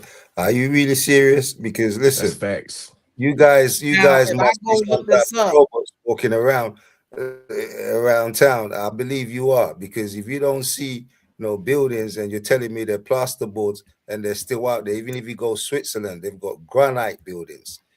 You're telling me that's plasterboard? Well, all right, carry on. Humble missed it right, bro. Because using the rationale of today modern building, you tell me what the building's made of. Listen, let me just break something down because Hubble gave you a totally incorrect explanation about Tartaria. You know what I mean? And listen, you can Google it all you want. It's not going to trump what I'm going to tell you right now. And I'm going Okay. to say Tartaria was an empire basically by itself. You know what I mean? And they were significantly bigger than us. Basically, they were. I don't want to use the word giants, but they were bigger than us, and they built structures out here that are still evident today in our society, basically that we see, and they've turned into cathedrals, castles, and so on and so forth. And also, there was giant trees that they've cut down, basically, and there's tree stumps which now we call mountains and stuff like that. The evidence is right there. I mean, look, you could if you're really savvy, you can Google it and it will tell you. But if you're kind of like a joke or the joke thing, then yeah, you do what Humble's doing and give you a general, lie to you and send you on your way happily. You know what I mean? So yeah, it's up to you. It's up to you what you want. Not to If cut you you want off. truth, Not to cut you yeah, off, sir. go ahead. Can I make a comment on that? Yeah, go ahead. Hey, so I know what this is. You know what I'm saying? I see everything. Cutting in and out. Oh, there you go, bro. You was cutting in and out. Yeah, my bad. I talk slow, bro. I'm You Alabamian. good. So these structures, these mountains, these mounds, have anybody found a bed in that bitch? You feel what I'm saying? Has anybody ever found a mattress or some type of sleeping apparatus in there? Like, let's be Hey, real. Humble, I'll let you deal with this dude here because he's not on a level where we can actually communicate. He's on some What that bullshit. say, Vicar? You think So go so? ahead You see what that and say, your Vicar? bullshit. Pseudo Know it's coming. archaeology. His bullshit is coming. I can smell it Hey, a mile away. hey, Don't worry, you can it's gonna smell it. follow You soon. can smell it. He You says can a smell it. I motherfucking hush. bed, and it's go Hey, ahead. explain Talk to me then. I hush. Hey, Go ahead really and talk fast, your shit. really fast, Explain that y'all. shit. You ain't Hold on got one nothing to second, say. one second. You One ain't mic got really nothing fast, else to y'all. say. So Let talk me your explain shit and something get on. really fast. Hold on, Kojo. Let me explain something really fast. I'll let y'all get back in there. Hey, I want y'all to be aware of y'all decorum, y'all language. We have been getting flagged Yes, a sir. couple times, so we just want to make sure that hey, look, no offensive language. I don't mind y'all cussing once or twice here and there, but no overdoing it. You know what I'm saying? So let's keep the decorum Hey, high. the dude is from Alabama, man. He's an Alabama gangster. Let him roll, man. Roll. Facts. Before y'all get it in, Hey, though, I I let do you want to speak read first, sir. this. I do want to read this, and then I'm gonna introduce the newcomers to the panel. So again, y'all heard Kojo tell Vicar to do his research. Did he not, Vicar? Didn't he tell you to Google it? Yes, sir. He told me to Google Now, it. when I Google it, right, he gonna try to say he don't want this information because it don't align with what he say. This be the issue. Oh, well, I don't take that information, but what I'm saying is true. But how do we know if what you're saying is true if when we go research it, we don't find the information? So where do you get this information from? We about to read this. Exactly. The term, what is Tartaria? The term Tartaria or Tartary has two entirely different meanings: a historical geographic placeholder used by Europeans for centuries, and a modern internet conspiracy theory. What did they call it, Vicar? A conspiracy theory. I didn't call it this. This is what they That call shit it. conspiracy though. I ain't Right? gonna count. About a lost global civilization. Isn't this what Kojo was talking about? A lost global civilization? Come on, come on now. Let's get into this. The historical definition, geography. For hundreds of years, from the medieval period up to the 19th century, Tartary was a blanket term used by Europeans to describe vast, largely unexplored lands. Didn't I say that before I researched this? Didn't I say that before I researched this? That's a fact though. Come on. So it's very And I ain't easy to even had see to say who's right nothing. and who's wrong in these type of situations when we're talking about these topics. It's very easy to see who's studied in these fields and who's not studied in these fields. Now let's get into it. Let's keep getting into it, right? Hey, not to cut you Unexplored off, sir. expanse of Not to cut you Central off, sir. Asia and Siberia, stretching from Ural Mountains to the Pacific Ocean. Origin of the name: Europeans derived the name from Tartarus, a colonial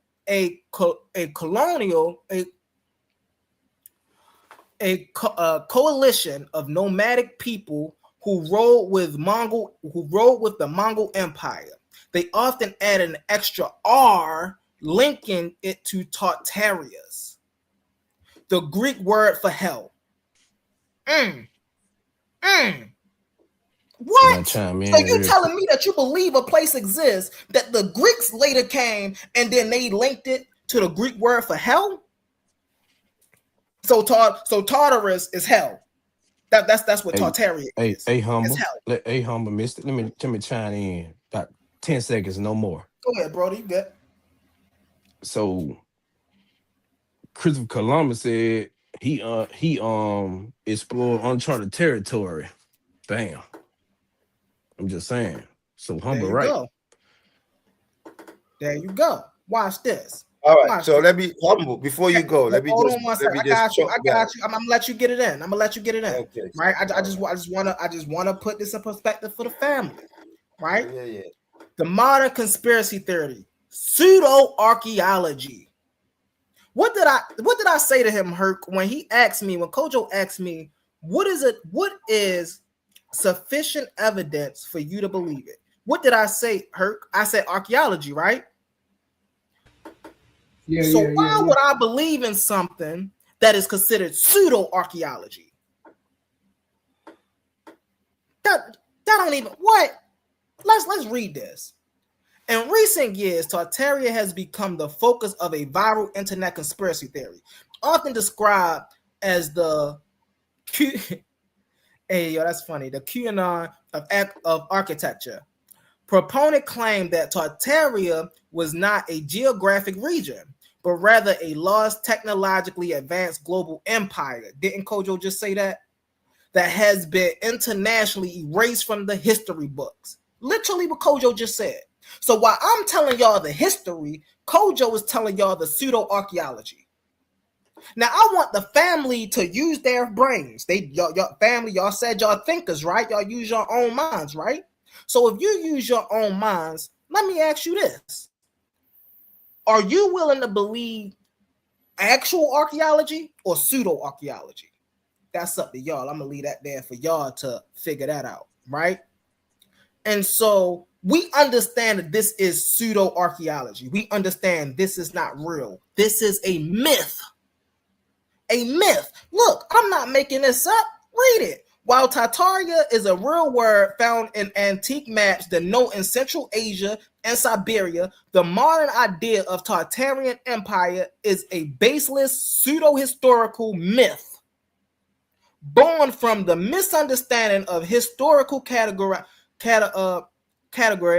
and standard archaeological history.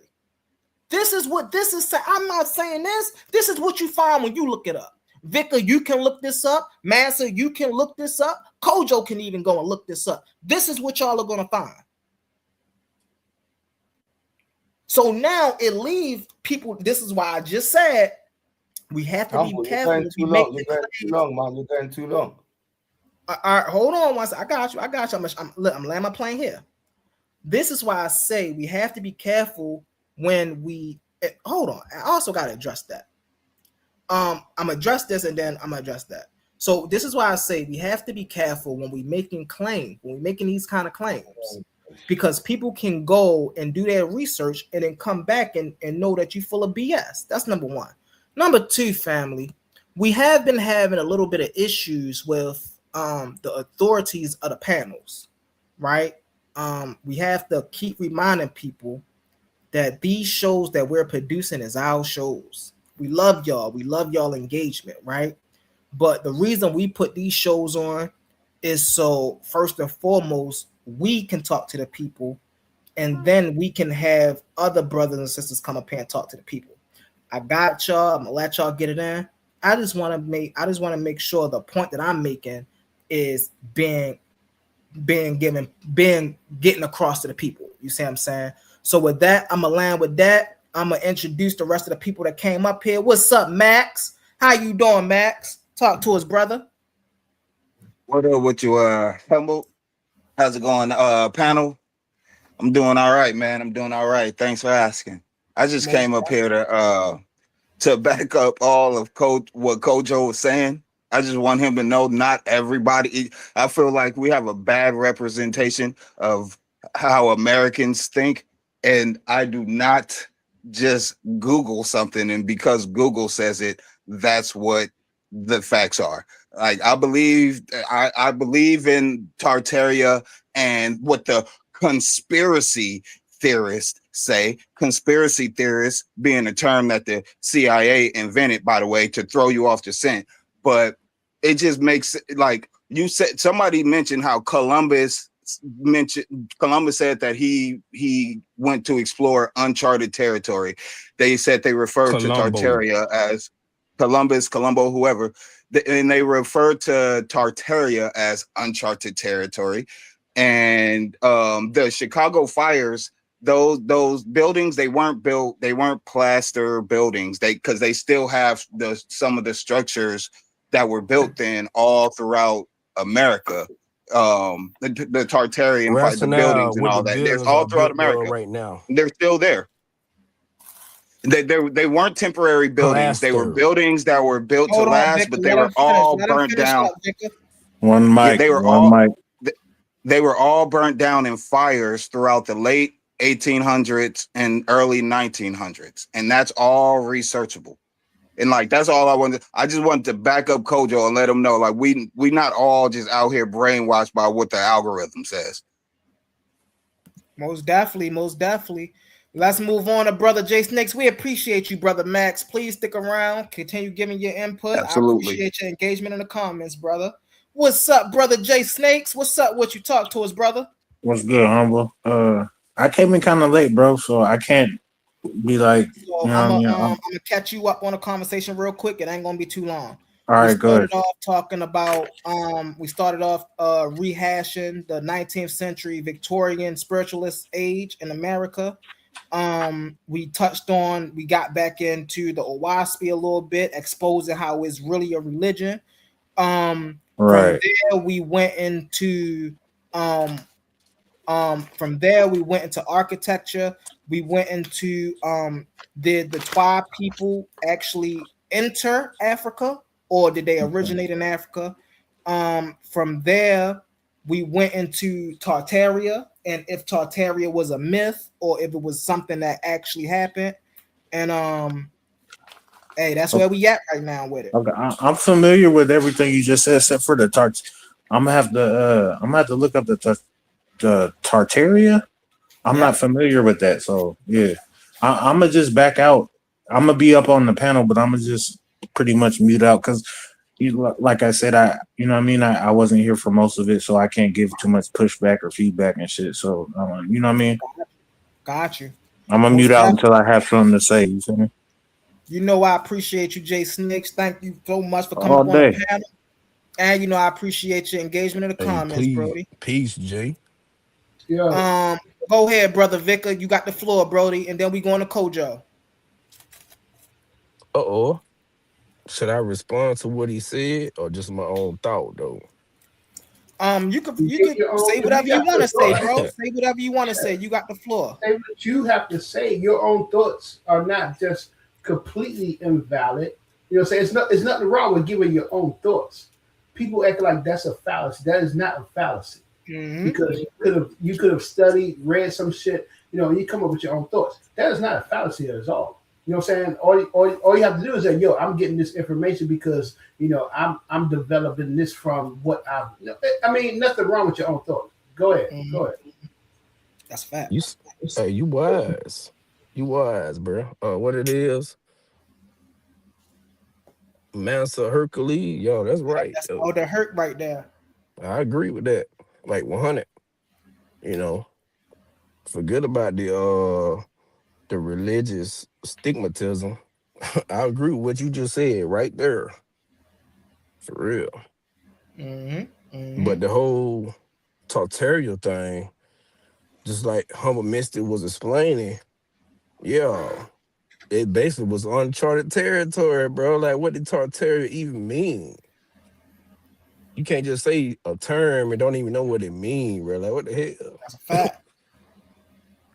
That's a fact. And I'm gonna fall back because that's all I really want to say. That's like, people want to say Tartaria. Go do your research. Go do your own due diligence. You see what I'm saying? See, that's why I don't never mind screen sharing or bringing up the information. The issue is, and this is why I like other people to bring up information, because the issue is when I start bringing up information, people start thinking I'm lying. They start, I don't trust that. You look that up. You da-da-da. You're right. So now you go look it up. to see if we get some. See, people don't understand how this work. I don't get to say something, and then Hurt get to say something, and we both get to say we both right. That ain't how this work. If me and Massa Hurt having a conversation about if the Kemetic people actually traveled through the let's for an example, let's just say me and Elder Hurt was having a conversation about the Kemetic people traveling through the Grand Canyon, right? I'm saying that they did, Massa Hurt saying they didn't, right? And we going back and forth, back and forth, back and forth. And then suddenly we stop and we say, you know what we're gonna do? We're gonna look it up. When we look it up, only one of us is gonna be right. We both not gonna be right. That's the important part of gathering information. Go ahead. Let me expound on that. Let me expound on what you just said, because you did a whole Google thing, and for me, I keep on telling you, brother, all what you're doing is gymnastics. Let me just prove that to you. When you Google the Great Wall of China, hold on, let me prove that to you. When you Google the Great Wall of China, it will tell you that the Chinese built that wall.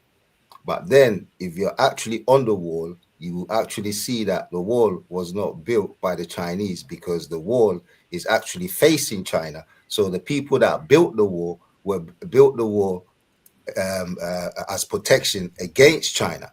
But your Google will tell you that China built the wall, and we all know China did not build the wall. So again, this is proof that all what you're doing and all your information is just biased, basically. So we've cancelled you out. You can't speak again because you just going by what the man said, and we're not going with the man.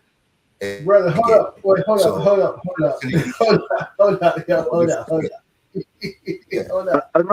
Real quick sidebar. Tartaria isn't a term, it's a civilization, like Atlantis. That's just a quick sidebar. Because my boy said you can't just say terms and you don't know what it means. It's a civilization.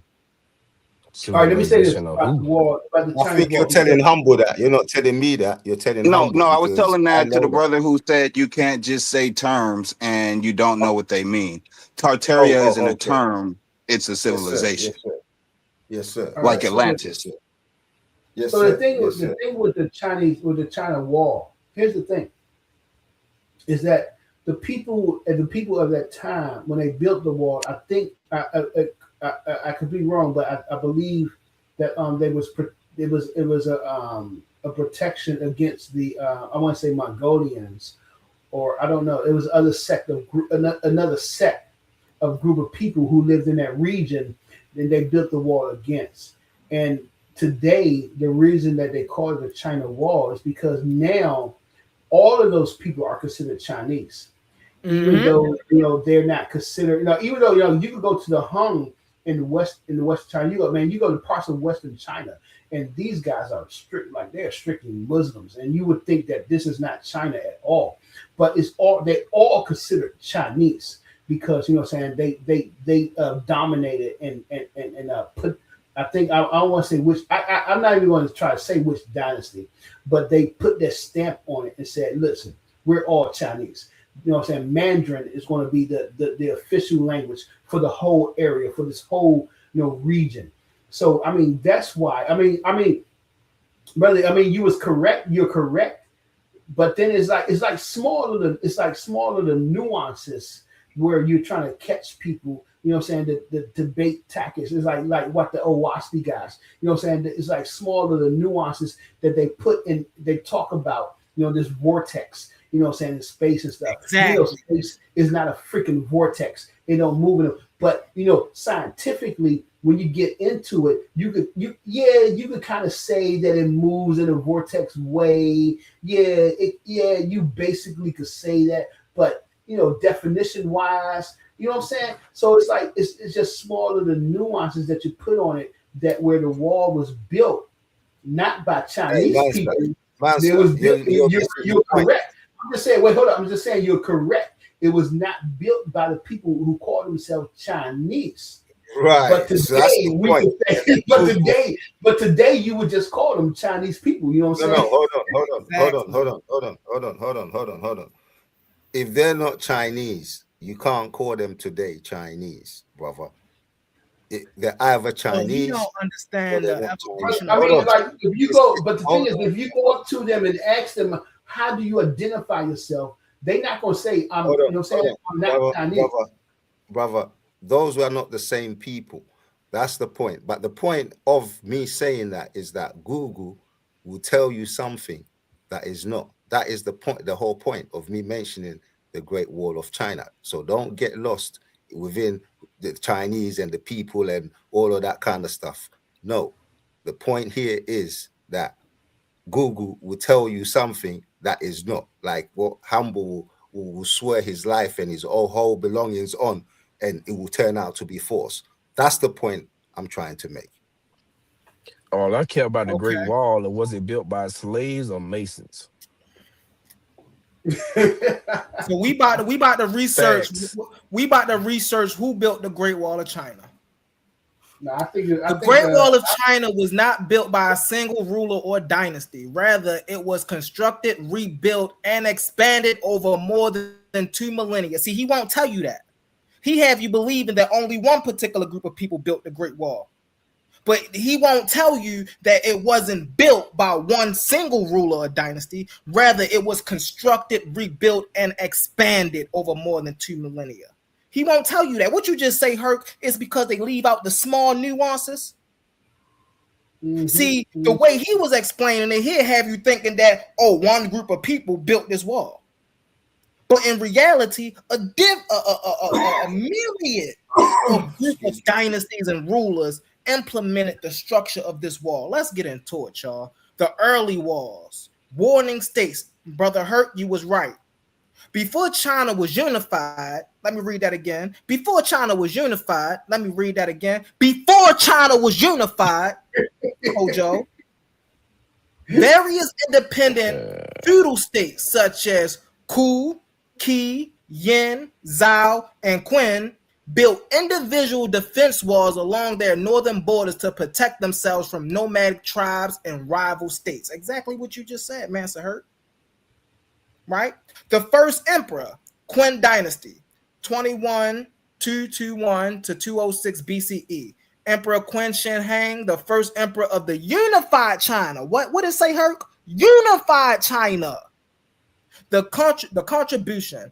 After unifying the country, he ordered the destruction of the internal state walls and connected the northern frontier walls to create a unified defense system along the Shao nomads and the earliest larger scale version of the Great Wall. After unifying.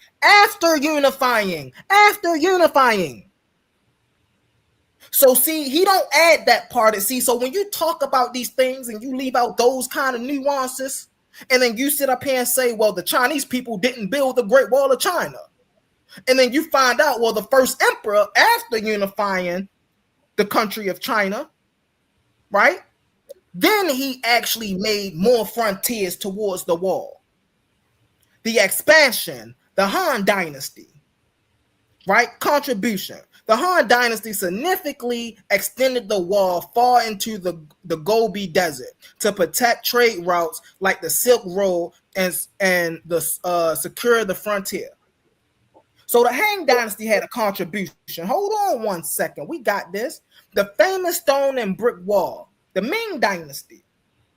The contribution. The vast majority of the famous, well-preserved stone and brick wall that people visit today, not 1,000 years ago, not 10,000 years ago, but today, such as the sections near Beijing, like the Bahaling and the Matuau, was built during the Ming dynasty. They reinforced the earlier reframed earth structures with millions of brick stones and watchtowers. This was built in when they were called Chinese. China. What is he talking about? The Chinese didn't build the Great Wall of China. Now, Master Herc, what did I read that disagreed with you? And that's it's I mean, everything that you just said was like, yeah, what I said. And for me, listen, I'm gonna tell you the only reason I knew this because I took Chinese in high school. You know what I'm saying? That's the only reason, because I didn't want to do French. I didn't want to In do high school. Spanish. You know what I'm saying? I didn't want to do German. I was like, yo, them the slave. I'm like, yo, them the slave languages, yo. I don't want to learn that shit. And Bro, because what I was school in you went California. to? I was in Oh, California. I was in California. California. I was a guy. I was in Galileo High School, and I asked him. I said, anything else? And the guy told me, he said, yeah, you can take Chinese. And I said, shit, I'll do it. And I was the only black kid California in ain't the even class. nowhere near Yeah, I was the only China. black kid in the classroom, yo, and I learned, you know what I'm saying? I just learned about, the culture, the history and stuff, you know what I'm saying? But yeah, that's the only reason I kind of understand, you know what I'm saying, the history of China, because of that experience that I had. The Chinese were slaves here too. Had them on them Hey, Yeah, can I, yeah, railroad can I buildings just like I they mean, say yeah, had though niggas that on cotton. I'm you can calling say that hey, cap. a listen, I'm little gonna bit. say this, I'm yeah, calling that cap. listen, you guys have missed the whole point. And the whole point that Google's not telling you is that the wall, when you actually go there, is facing Facts. China. In other words, that the people who built that wall were fighting against China. And that's where you fail to, or Google fails to give you the information, the right information. So all that you read was just a waste of breath. Yeah, and Kojo, I ain't even gonna lie. I was gonna say it's not even what you might as well just concede that point, because all of the fact checking is gonna be through Google, and like I it's just understand. gonna say everything against I what mean, the actual no, facts are, and like no, wait, hold up. Nobody's denying the fact that these people were defending themselves against another group of people. I think that he's trying to, what we're trying to show is that at the time when they built the wall, that you had a group of people that distinguished themselves against another group of people. But once the as he showed that the Qing dynasty took over, they took over the entire land, and they classified everybody as Chinese. You know what I'm Yeah, saying? but So that it yeah, was doesn't but mean that Chinese yeah, built the wall. That's the point, brother. yeah, but look, Hey, Kojo, that's what I'm no saying. That's what I'm saying. disrespect. No disrespect. You should concede the Chinese No point, because disrespect. because we'll get into who actually built the wall, and that's not even your point. Your point was the fact that Google can give you misinformation. That's the point. And Thank you when very you much. dig into the whole when you dig in the whole China wall thing, you'll go on endlessly about it, right? I say oh, we okay, should steer it okay. back towards the Did the Tartaria, slaves build it or the because Masons? there's more facts on Google that you could extract from Google as proofs of Tartaria's existence, but Google's bias.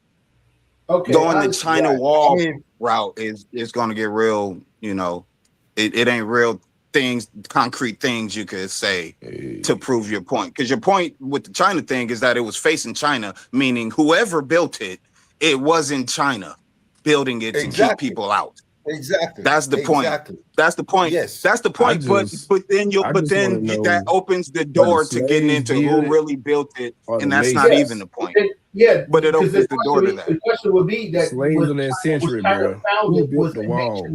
was a nation of China, Zhongguai, was it founded at that time when they built it? That would be another question. You know what I'm saying? But yeah, Do you I see what I'm saying, Kojo? definitely, Do you, yeah, by the yeah. Yeah, question he just I agree asked, do with you. you get my point? Yeah, The I get your point, the, point. the I get point your you're point. making is China didn't build the wall to protect themselves. People built the wall to protect themselves against China. But making that point opens the door to, well, who really built it? And that's not even the point. But we'll be discussing who really built it for hours. And that's not the Right, point at all. right, So we should just right. steer I away got from you. it. I got I you. I got you. mean, I got you. to The make it point is, we're simple, trying to prove Google is not did the accurate. slave Simple. Yeah. did slaves build that wall, or was it skilled architects like masons that built that wall? That's what I want to know. Did the Right. conquered See, people again, build that? Did the hold on. conquered people Again, build that wall, or did mason architects built that wall? again, I will answer your You see? question a yes and no.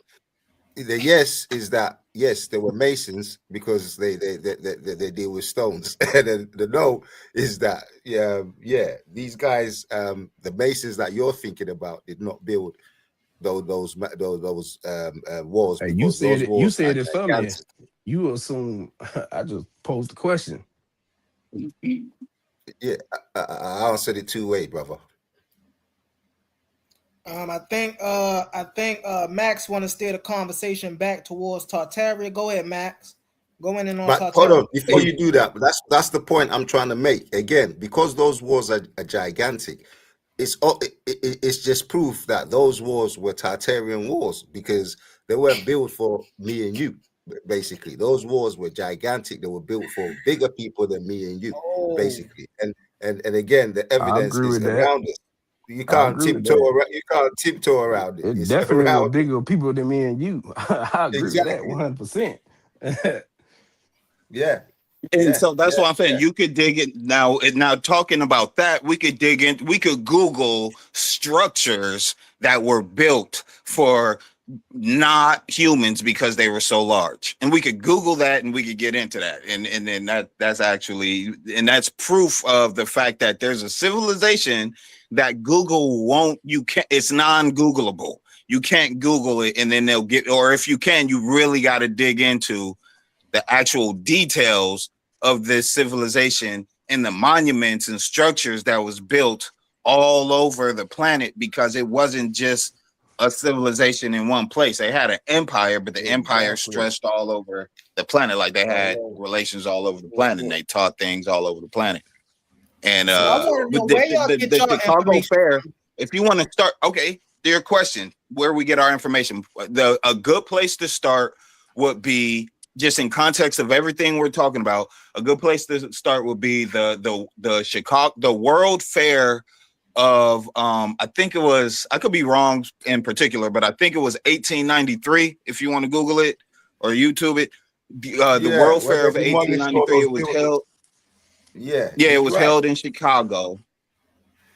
Yeah, it was held in And it Chicago, was all and over a the lot. world. That's why they call it World Fairs, because it was all over the world. Yeah, They were well, the demolishing people buildings. Yeah. came from all over the world. And yet, yes, it was all over the world. It's like the Olympics, where it's hosted all over the world in different years, Right. but people come from all over the world wherever it's hosted at. And in 1893, if I'm not mistaken, it was hosted in Chicago.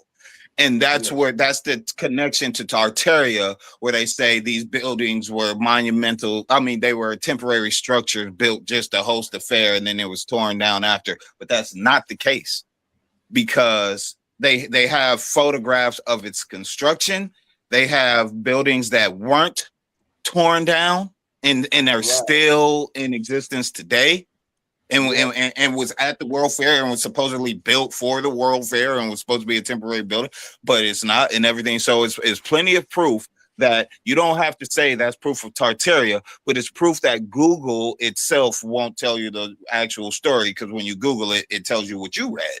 Oh, it was just a Right. fictional place, and it was just, people just, it was uncharted territory, and people were so stupid that they just called it an empire called Tartaria, and they made up an entire mythos for it.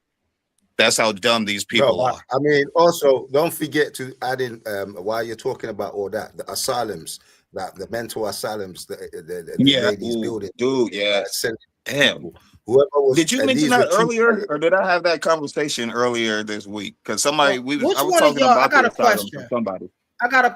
Max or Kojo. Which one of y'all are on a laptop or a computer? Say what? I do. Which one of y'all are on a laptop or a computer? I am. I'm not on one. No, I have Okay. one. Well, can one of y'all just bring up some facts providing what y'all talking about is true? No. You see, You can do humble. that, Kojo? I don't care how 'Cause I'm on y'all my bring it. phone. I don't care how y'all bring them up. I just need to see some evidence that what y'all are talking about, this Tartaria, is true. Okay, so humble. You see, what you have to understand I'll try to, is that where can I real speak, quick, sir? Kojo, like, just Yeah, real yeah. Go quick, ahead. because to address what Yeah, Humble just said. yeah. Are you, if I search for a link on my laptop, because I'm not on my laptop, if I got on my laptop, the connection is very bad. But if I search for a link on my laptop, and then send it in the private chat, would you be able to pull it up? I surely Like will. if it's a YouTube link or Rumble or something? Okay. So I'll try to do that. Got you. Yeah. While he's doing that, I just want to say this. You see, we're in a time where there's a frequency change, whereby you have to use your inner ability. You know what I'm saying? Understand what I'm saying? Your inability. You get what I'm saying? To figure things out. And we've gone past this Google thing, basically. So, because we know it's like we know about certain histories and we know that they're false. We know about religion. We know that's false. So why are we going past Google and we're holding on to Google like Google is the be all and end all? Yeah, and we know that Google is like we've proved it today. You know what I'm saying? I'm talking to you, Humble, because you're the one who swears by it. You know what I'm saying? So yeah, if you can go against religion, why can't you go against Google? The thing is it's not about going against Google. It's about finding the most accurate information. Google. Wait, hold up. The thing is not going against Google. It's like we're asking you when we're asking you these questions. Is we're asking you not only from to verify it from the Europeans, but to verify it from African people, Black people as well. I'm pretty sure there are Black people that have done this research as well. You can't deny the fact that Black people are out there that's doing the same, that's looking for the same evidence. You know what I'm saying, to verify what's going on. So I think that's not out of like that's not beyond weird to ask. You know what I'm saying, because it's just like you're saying stuff that it's fine because I've said stuff. I've said a lot of things that people disagree with. You know what I'm saying, and people ask me for my source. I can provide them the source. That here's where I'm getting my information from. This is where I'm building my information off of. And that's all I think Humble is saying is where are you building your information from? You know what I'm saying? If it's from, even if it's from a white person that's never been verified or been fact checked, been doubled by a Black person like Brother James Smalls, you know what I'm saying, Wade Nobles, you know what I'm saying, Muani Barudi, you know what I'm saying, all these elders that are out there that never even fact check, you know what I'm saying, what a white person has said. We're just asking, okay, where did you get this from? And that way, you know what I'm saying, we can all look at it, but like, oh damn, you know what I'm saying, this some cool information, like damn, we ain't never looked at this shit before. Like, damn, all right, you know what I'm saying? That's all he's asking. Yeah, but what you're saying is false because again, you talking about black scholars and what have you. There's only a handful, and you always repeat them. You go in circles when it comes to the Black scholars. But when it comes to white scholars, you guys can pull out names that we ain't even heard before. So please don't even go there with that. What you're trying to say. That's all you trying to what do they call it? What's the word that we call here? Pretty up. That's the word. Trying to pretty up your philosophy or your ideology so that you don't, you know what I mean, have to, you're comfortable. You don't want to move from where you are. So anything that challenges you, you're going to come with some kind of ism so that you can stay comfortable in your lie. No, we're not doing that. We're bursting all lies. Hey, can we have a short commercial break? So, if you got somebody that can in this information, basically, then bring him when here. They bring the knowledge. Bring him here. Commercial I just break. want to say shout out. Let's get I just want to say shout out to the panel. Speaks, he quotes the man. Bring the man then, if that's the case, Humble. Bring the man. I don't want to talk to you. Bring the man. Are you tired of the same old echo chambers? Ready to stretch your mind to places it's never been before? Welcome to the ultimate intellectual battleground on the Coliseum of Arguments Network. It's time to step inside the cave of knowledge. Welcoming your host, Humble Mystic, every Tuesday. We're bridging the gap between the ancient world and the modern landscape. From the deep esoteric wisdom of ancient Kemet to a grounded naturalist view of our world today, no topic is off limits. We're dissecting philosophy, breaking down ancient civilizations, and clashing over modern day politics every Tuesday. This isn't just a lecture, it's a debate. A powerhouse arena where your voice matters. A premier space to step up, voice your opinions, and challenge your perspective with the sharpest minds around. If you love real, raw, intellectual fire, this is the show for you. you. Elevate your mind, bring your arguments. Subscribe to the Cave of Knowledge with Humble Mystic today. New episodes drop every Tuesday on Coliseum of Arguments. Step into the cave if you think you can handle the truth. Titans Debate League. Only the brave speak here.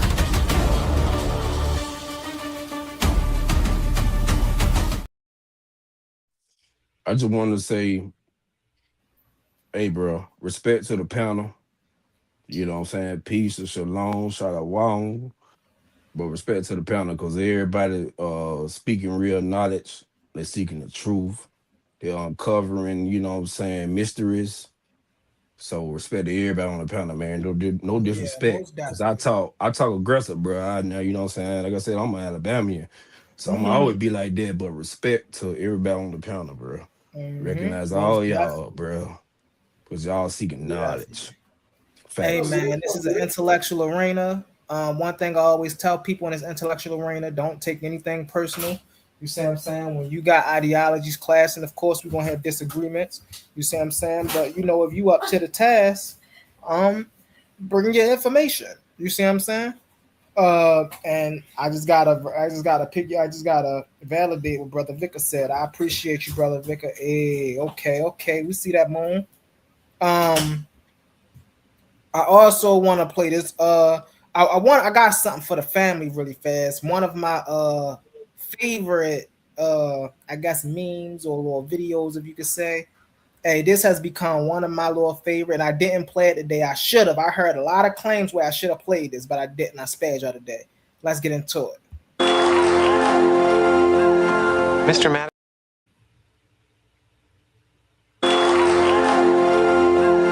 Mr. Madison, what you just said is one of the most insanely idiotic things I have ever heard. At no point in your rambling, incoherent response were you even close to anything that could be considered a rational thought. Everyone in this room is now dumber for having listened to it. I award you no points, and may God have mercy on your soul. Okay, a simple. Okay. Hey, that's how I feel about you when people be making these pseudo claims, bro. That's what I'm You playing from see, now. that's Yo, the funniest thing, Humble. You yo, have to so always go to the man. I didn't yo, see the you thing is, saying that. wait, hold You up. brought the Yo, man to say that. Yo. yeah, I Yeah, want to that say is that, so sorry, man. nigga, I want You to always say run we, into the man. we talk about, All right, go boy, go boy. Go ahead, about, go ahead, Unhurt. you were saying you talk about a lot of stuff and a lot of information. When we ask you to bring out the information, you know what I'm saying, to show what you're proving and stuff. You know what I'm saying, you know what I'm saying, you try to negate it as though, or you're talking about the same people. You know, you keep bringing. You know, I mean, there's a lot of people that you know, what I'm saying, that we have resources and that we read. You know what I'm saying? I don't. You know what I'm saying? It's obvious to me that you've never read Dr. Luyaka's work or Dr. Kamalu's work.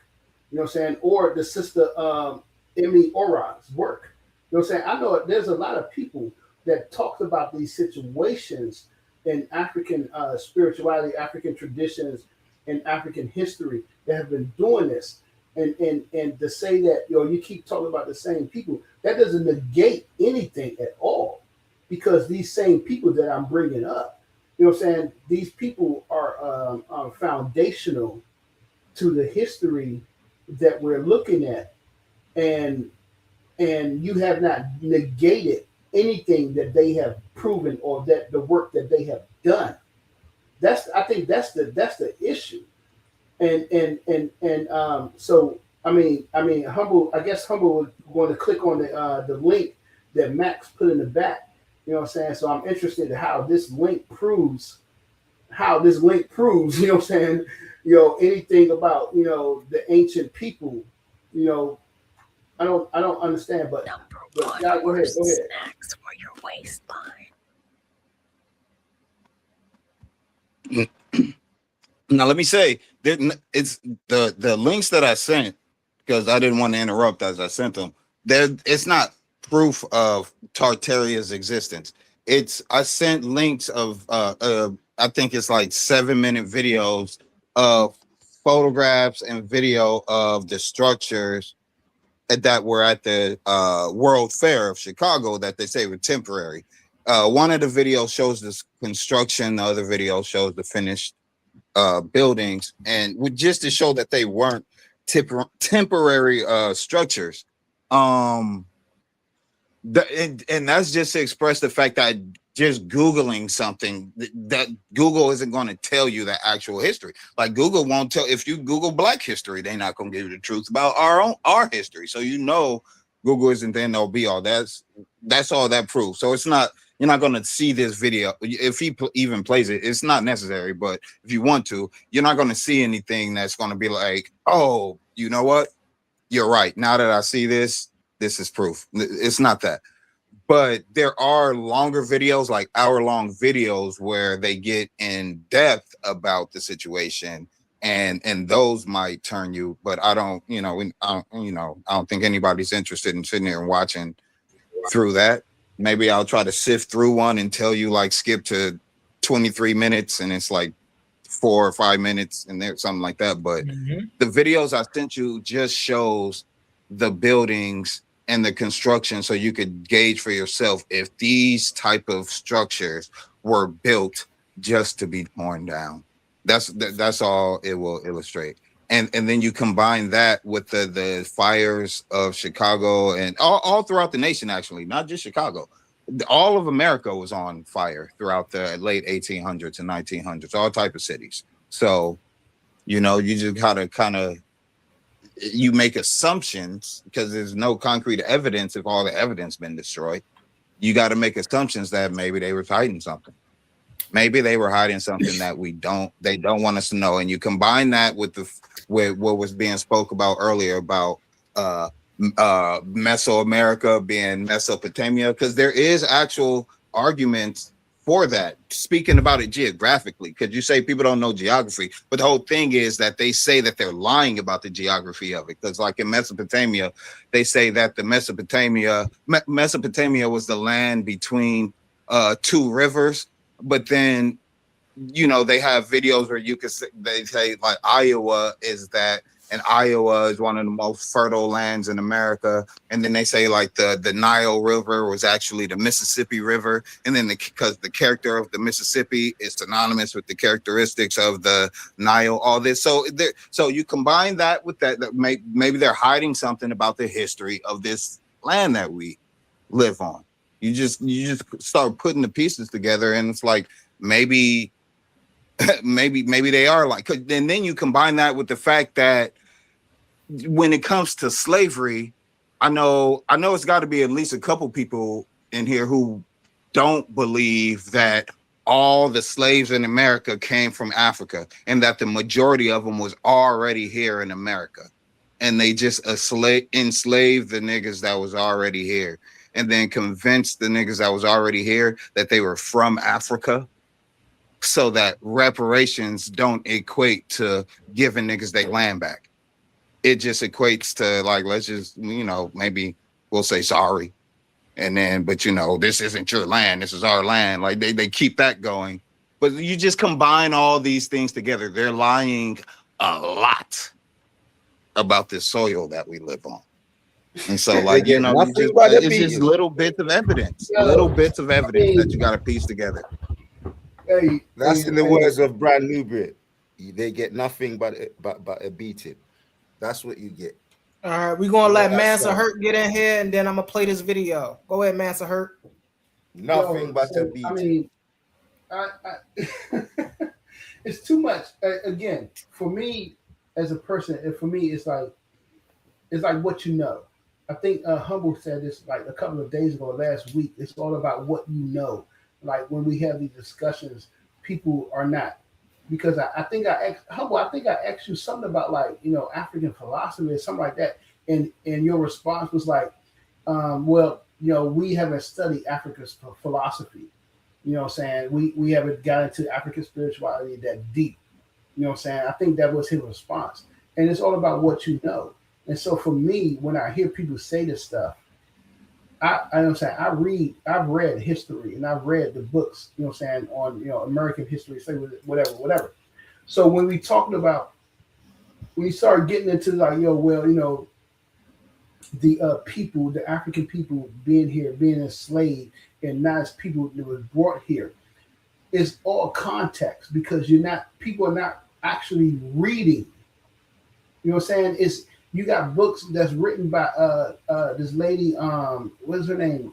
Gwendolyn, I can't think, Hall. I think Gwendolyn Hall, Dr. Gwendolyn Hall. She wrote like 3 books that meticulously accurately documented in Louisiana, because I think that's where she's from, Louisiana and Mississippi, documenting the enslaved Black people that came over here, and she's showing you, their records, their names, where they came from. And I think I want to say 3. I definitely know it's 2. I'm not going to say 3, but it's definitely like in Louisiana and Mississippi area. She meticulously wrote this stuff down, and she wrote a book about it. I don't have the book in front of me, but I could get the book. I don't have it in front of me. Her name, Dr. Gwendolyn Hall. That's his name. But it's like these research and these records that people have done. And the book American Holocaust by David Standard, when he talks about the Europeans when they came here, they slaughtered the Native American population, completely slaughtered them by 90%. Up and down the East Coast by 90%. But yet the Black people who was here miraculously supposed to have survived that slaughter. Makes no sense. Incoherence. But when you start to include, what people don't understand is that America, North America where we at, United States, was not the primary destination when it came from the continent. It was the Caribbean. The Caribbean was the primary destination. That's where they came, and it was the central hub where they exchanged the slaves and they sold them out. It was in the Caribbean. That was the primary destination. So when people say, all these people from Africa didn't come straight to America, yeah, they're correct, because they went to the Caribbean first. And the slaves people and the market, these merchandising people for slaves, they went down to the Caribbean and they bought the slaves from the Caribbean and brought them back up to South Carolina and the regions of North Carolina and Louisiana and stuff like that. And then when people start doing the math, and I'm a math person, and they talk about, at the end of slavery, 1865, we talk about the end of slavery. How many Black people, free Black people, how many slaves and free Black people was in America? Have you guys, think about this. Have y'all ever talked to y'all grandmas, your great grandma, and y'all asked them, hey, how many brothers and sisters you got? My family come from South Carolina. And my great grandma and my great grandma had 8 brothers and sisters.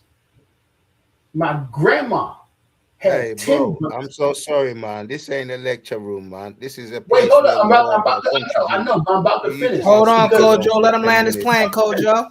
Yeah, I'm about to finish. Because people you really don't do the math. Because if my great grandma had 8 brothers and sisters, and from what my grandma told me, that before, when her dad married her mom, he had another 10 brothers and 10 siblings, children, that she had no idea who they were. You're talking about Black people during the early 1900s and the late 1800s who had multiple children. If you take a minimum of, if these people having 5 children every generation, you're going to come up with 20 and 3 and 4 million Black people. So I mean, you're not doing the math correctly. I mean, I'm familiar. It's just the information is there, but people really don't want to do the work. They just rather rest on saying, "Oh, we saying more."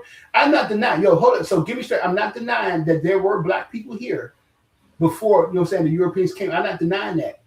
But I would deny that the majority of African Americans today inside of the United States are not indigenous. It's a small percentage of black people who were here before the Europeans came. That's what I would say. Most definitely, most definitely. Let's get into this video, y'all. Let's get into this video.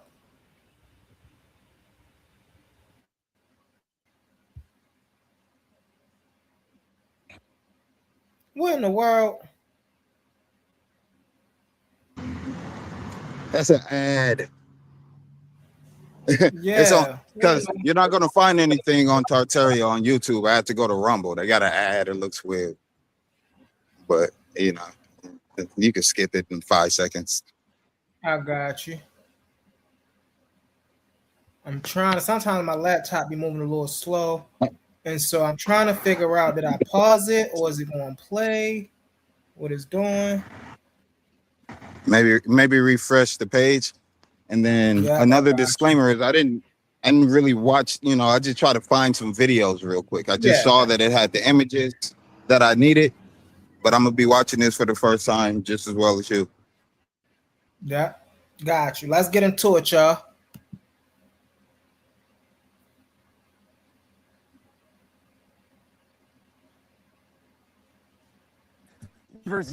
Zero your optic again.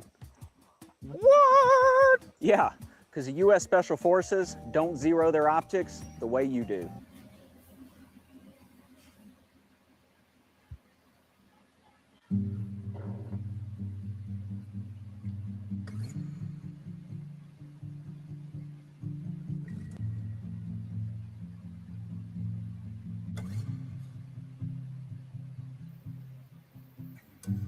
So this is the construction photos of the Chicago's Columbian Explosion. Yeah, and you could probably just skim through that. The other video has actual audio of people speaking on what's suspicious about the fair. These are just photos.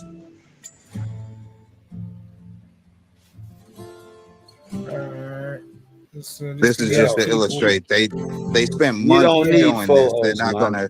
You live in America, so you must know about the buildings being submerged, where half of the buildings are sticking out and half of the buildings are underground. You can see, unless maybe you guys are just walking around oblivious.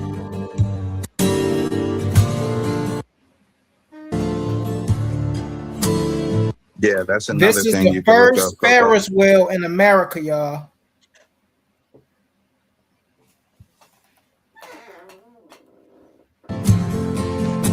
They had all type of things at that fair. They had hoverboards. They had like electromagnetism devices. They had free energy devices. A whole bunch of technology that it took us decades. Well, y'all know who to set up the rediscover. electricity for the fair, right? Y'all know Nikola Tesla set up the electricity for the fair, right? Yeah, but what I'm saying is Nikola Tesla was studying the devices that was already created by the people who were presenting them at the World Fair. Like the free energy, which is what Nikola Tesla coined, was at an exhibit at an expose at this World Fair. And so the whole thing is they destroyed all of that and reset, you know, our civilization to, you know, what the history that we know. But the whole thing is we had far more advanced technologies than what they had us on in the 20s and 30s and everything. But this one, I have more audio of people explaining the case. Okay, let's get it, y'all. Hey, hold on 1 second, my G. Let me just say this, man. You think getting people out of religion is going to be hard? This is going to be a battle. Trust me. This getting people off Google is going to be a battle. We will not go quietly Go into ahead. the night. My apologies. I was just trying to get that ad off the screen. Go ahead, brother. Finish up.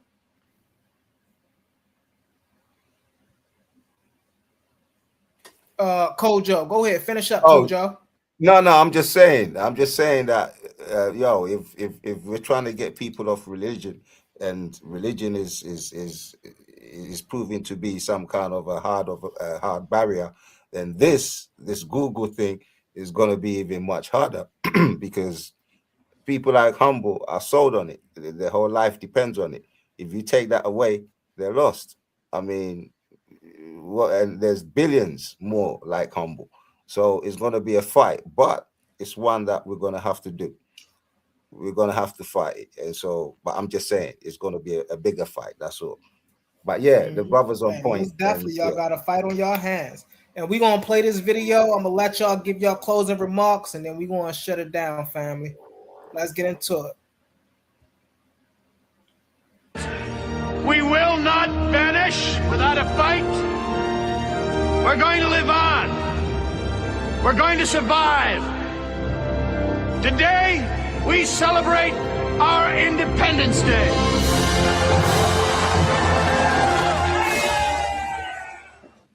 What's up, and welcome back to the Citizen Extra.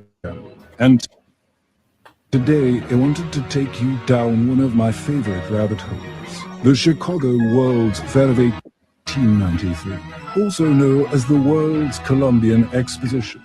Ain't no way they built this place in 2 years just to tear it all down. And if you actually believe that, then I have some oceanfront property in Arizona to sell you. So let's go. More than 130 years ago, the city of Chicago, Illinois seemed too grand to be real. This was the location of the 1893 World's Fair, also known as the Columbian Exposition. At the heart of this historical phenomenon was an ephemeral metropolis known as the White City. The fairgrounds sprawled over 600 acres, featuring more than 200 monumental structures that defied imagination. The manufacturers and liberal arts building alone covered nearly 32 acres. With the capacity to fit 4 of the great Roman Colosseum inside and seat 300,000 people, its vastness was almost incomprehensible. One of the event's most iconic images is the 65-foot golden statue of the Republic, gleaming in the sun and towering over the central lagoon of an elaborate canal system. Borrowing ideas from ancient Venice, visitors could cover more territory by traveling in Venetian-style gondolas through the canals that spanned most of the fairgrounds. Norway even sailed a full-sized replica of a Viking ship across the ocean to be put on display. Approximately 27 million people from around the world were introduced to foods that have since become universally recognizable, such as peanut butter, Hershey's chocolate, Pabst Blue Ribbon, Cracker Jacks, juicy fruit gum, and Vienna sausages, to name a few. The integration of electrical power into nearly every aspect of our lives can, in many ways, be traced back to this event. Electricity lit the night, with the grounds illuminated by more than 100,000 incandescent light bulbs, a recently patented invention at the time. Technological marvels such as the first practical electric automobile and the first electric kitchen with an automatic dishwasher were also introduced. The entertainment area brought to the public the concept of amusement parks, with attractions, sideshows, international villages, and the first widespread use of souvenir merchandise like postcards, coins, and other memorabilia. Interestingly, spray paint and the concept of whitewashing can also be traced to the fair. The very first Ferris wheel was created for the event by bridge builder and steel magnate George Washington Gale Ferris. As the story goes, he sought to rival the Eiffel Tower, the highlight of the 1889 Paris Fair. At 264 feet tall, his wheel could accommodate 2,160 people at a time and offered panoramic views of the entire fairgrounds. The precursor to the electric moving sidewalk from the 1900 Paris Expo was also debuted in Chicago. It was constructed on the pier to save people from having to walk the 2,500-foot length to and from their steamships. Much like its successor in Paris, there were multiple platforms moving at different speeds in a looping circuit. The first platform was for standing and moved at only 3 miles per hour, while the second, fitted with benches, moved slightly faster at 6 miles per hour. As we delve deeper into the World's Fair events, a pattern begins to emerge, one that seems to defy the conventional history we've all been taught. In cities all over the world, we consistently see the same grand and ornate structures, civil engineering and infrastructure projects being constructed on a colossal scale within an impossible time frame. Less than 30 years after the Civil War, we find cities like Chicago looking as if they could be part of Vatican City or anywhere else in Old World Europe. Yet we're told that everything was built using wood, plaster, and temporary materials, with the intention of demolishing them when the fair ended. However, without exception, some isolated buildings still stand today because some were constructed with permanent materials. Everything else got destroyed. But we get a glimpse of the craftsmanship involved through structures like the Art Institute of Chicago and the Museum of Science and Industry. In Chicago's case, the majority of the fairgrounds didn't need to be demolished because they were conveniently destroyed by fire a few months after the event ended. Why were certain ones constructed from permanent materials? And why did they so often hold the title of the world's largest building at the time? It raises the question, how could the world's largest buildings have been constructed using mostly temporary materials? Are we to believe that just over a century ago, people made a habit of building some of the largest, most magnificent, and ornate buildings ever seen, only to use them for a few months?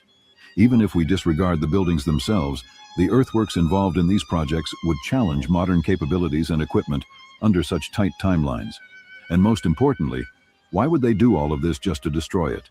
Could the World's Fair events have been the perfect cover to hide the remnants of a unified global system that existed before the upheaval of the Civil War and two world wars were used to reshape our world? The similarities between the narratives surrounding the fairs, the architecture, and the scale all seem to point to something more than coincidence. It suggests a carefully orchestrated erasure of a past we were never meant to remember. We have to ask ourselves, how much of our history has been rewritten? What has been lost? And how much has been hidden in plain sight?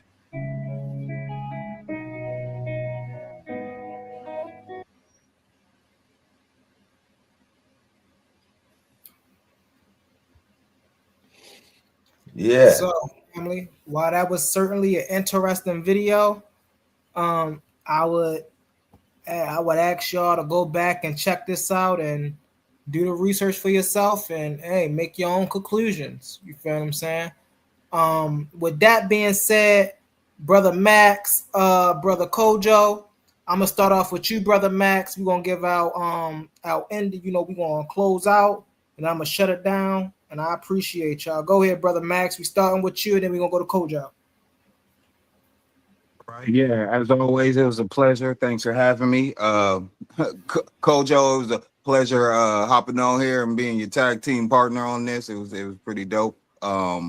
And Humble, we gonna have to continue that conversation we were having the other night on quantum mechanics and everything, because you didn't really address what I was talking about because you were stuck on a particular point, but we gonna have to talk about it. Oh yeah, most definitely, most definitely. I appreciate you, brother. I appreciate you. Hey, a lot of stuff, just to make sure things are smooth and things of that nature. I know some of y'all are in our back chats. Hit A1 up, get in our back chats. If you're in our back chats, excuse me, if you want to set anything up, hey, we always back there. All we gotta do is set anything, whatever we want to set up, get into our little private chats. We on for it, brother. Max, I appreciate you. Thank you for always, bringing your participation. Even if you sitting down in the comments, you engaging, you see what I'm saying? You actually paying attention to the conversations, and you are a great support, brother. So I appreciate you for that. Keep your head up. Keep doing what you're doing, brother. Much love. I'm out. Mm-hmm. Go ahead, brother. Kojo, is on you.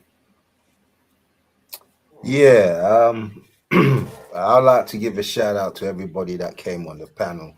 You know what I mean? I respect everybody and everybody's opinions, and this is just, we're trying to break down information. So, yeah, man, it's good that we can, break it up like that, and yeah, go back and come back again. But I just want to say that the Google thing, basically, I'm at war with this whole thing, just like some people might say, oh, the Israelites and the Muslims and whatever. I'm against the Google thing, so I'm gonna fight that. And yeah, whoever feels they want to step up to me, then yeah, I'll be here on A1's channel. Peace to A1, peace to my Dig Kamali, peace to Saneta TV, peace to Humble. You know what I mean? The original G. You know what I mean? Yes, man. And yeah, the bomb squad, like I said, too numerous to mention.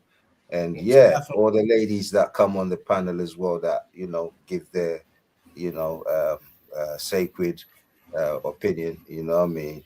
Yeah, right or wrongly, but yeah, they come on and yeah, express themselves. Please keep coming and Exactly. yeah, let's keep educating and yeah, most respect to Oh, A1 most and definitely, everyone most else. definitely. You know what I mean? On these platforms, yeah, man, we're not biased. We support everyone, and yeah, let's hope we can get it together, African and American and Caribbean. Yeah, and yeah, Mhm. it's happen because yeah, we only got us. Peace. Most definitely, most definitely. You know we appreciate you. As for you, Kojo, always, bro. You know we appreciate your engagements in the comments. Thank you for coming up, sharing your information.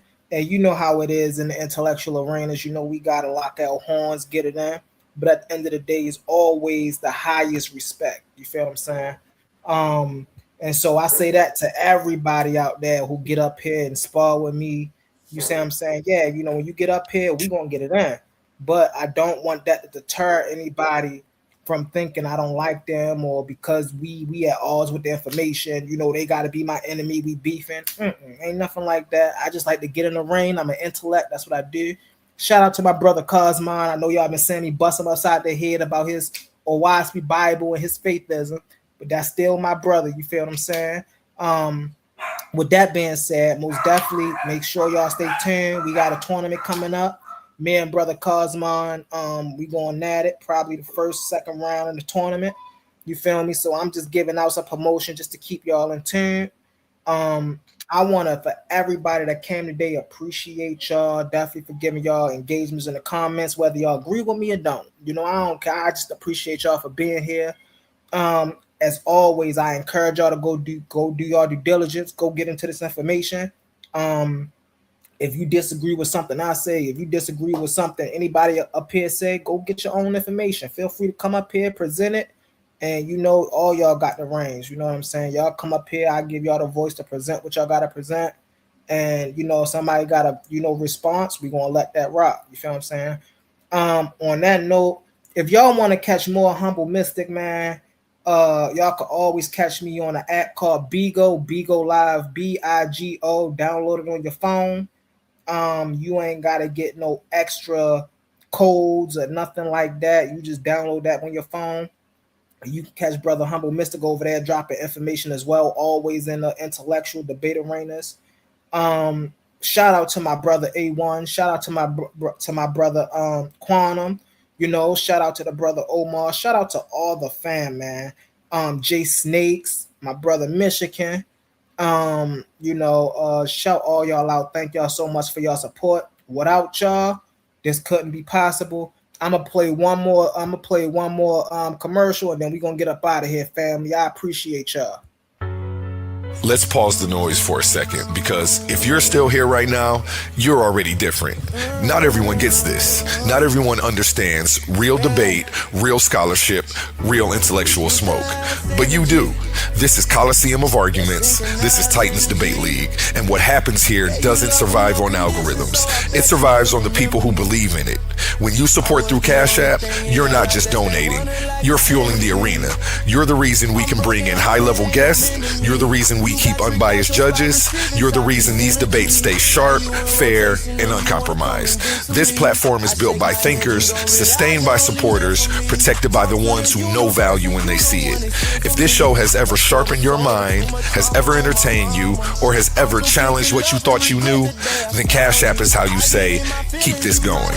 Not everyone contributes, but the ones who do, they're part of what makes this real. Coliseum of Arguments, Titans Debate League, powered by the people who get it. My heart is bleeding in a pool of blood, I'm drowning. Yeah, my heart is bleeding in a pool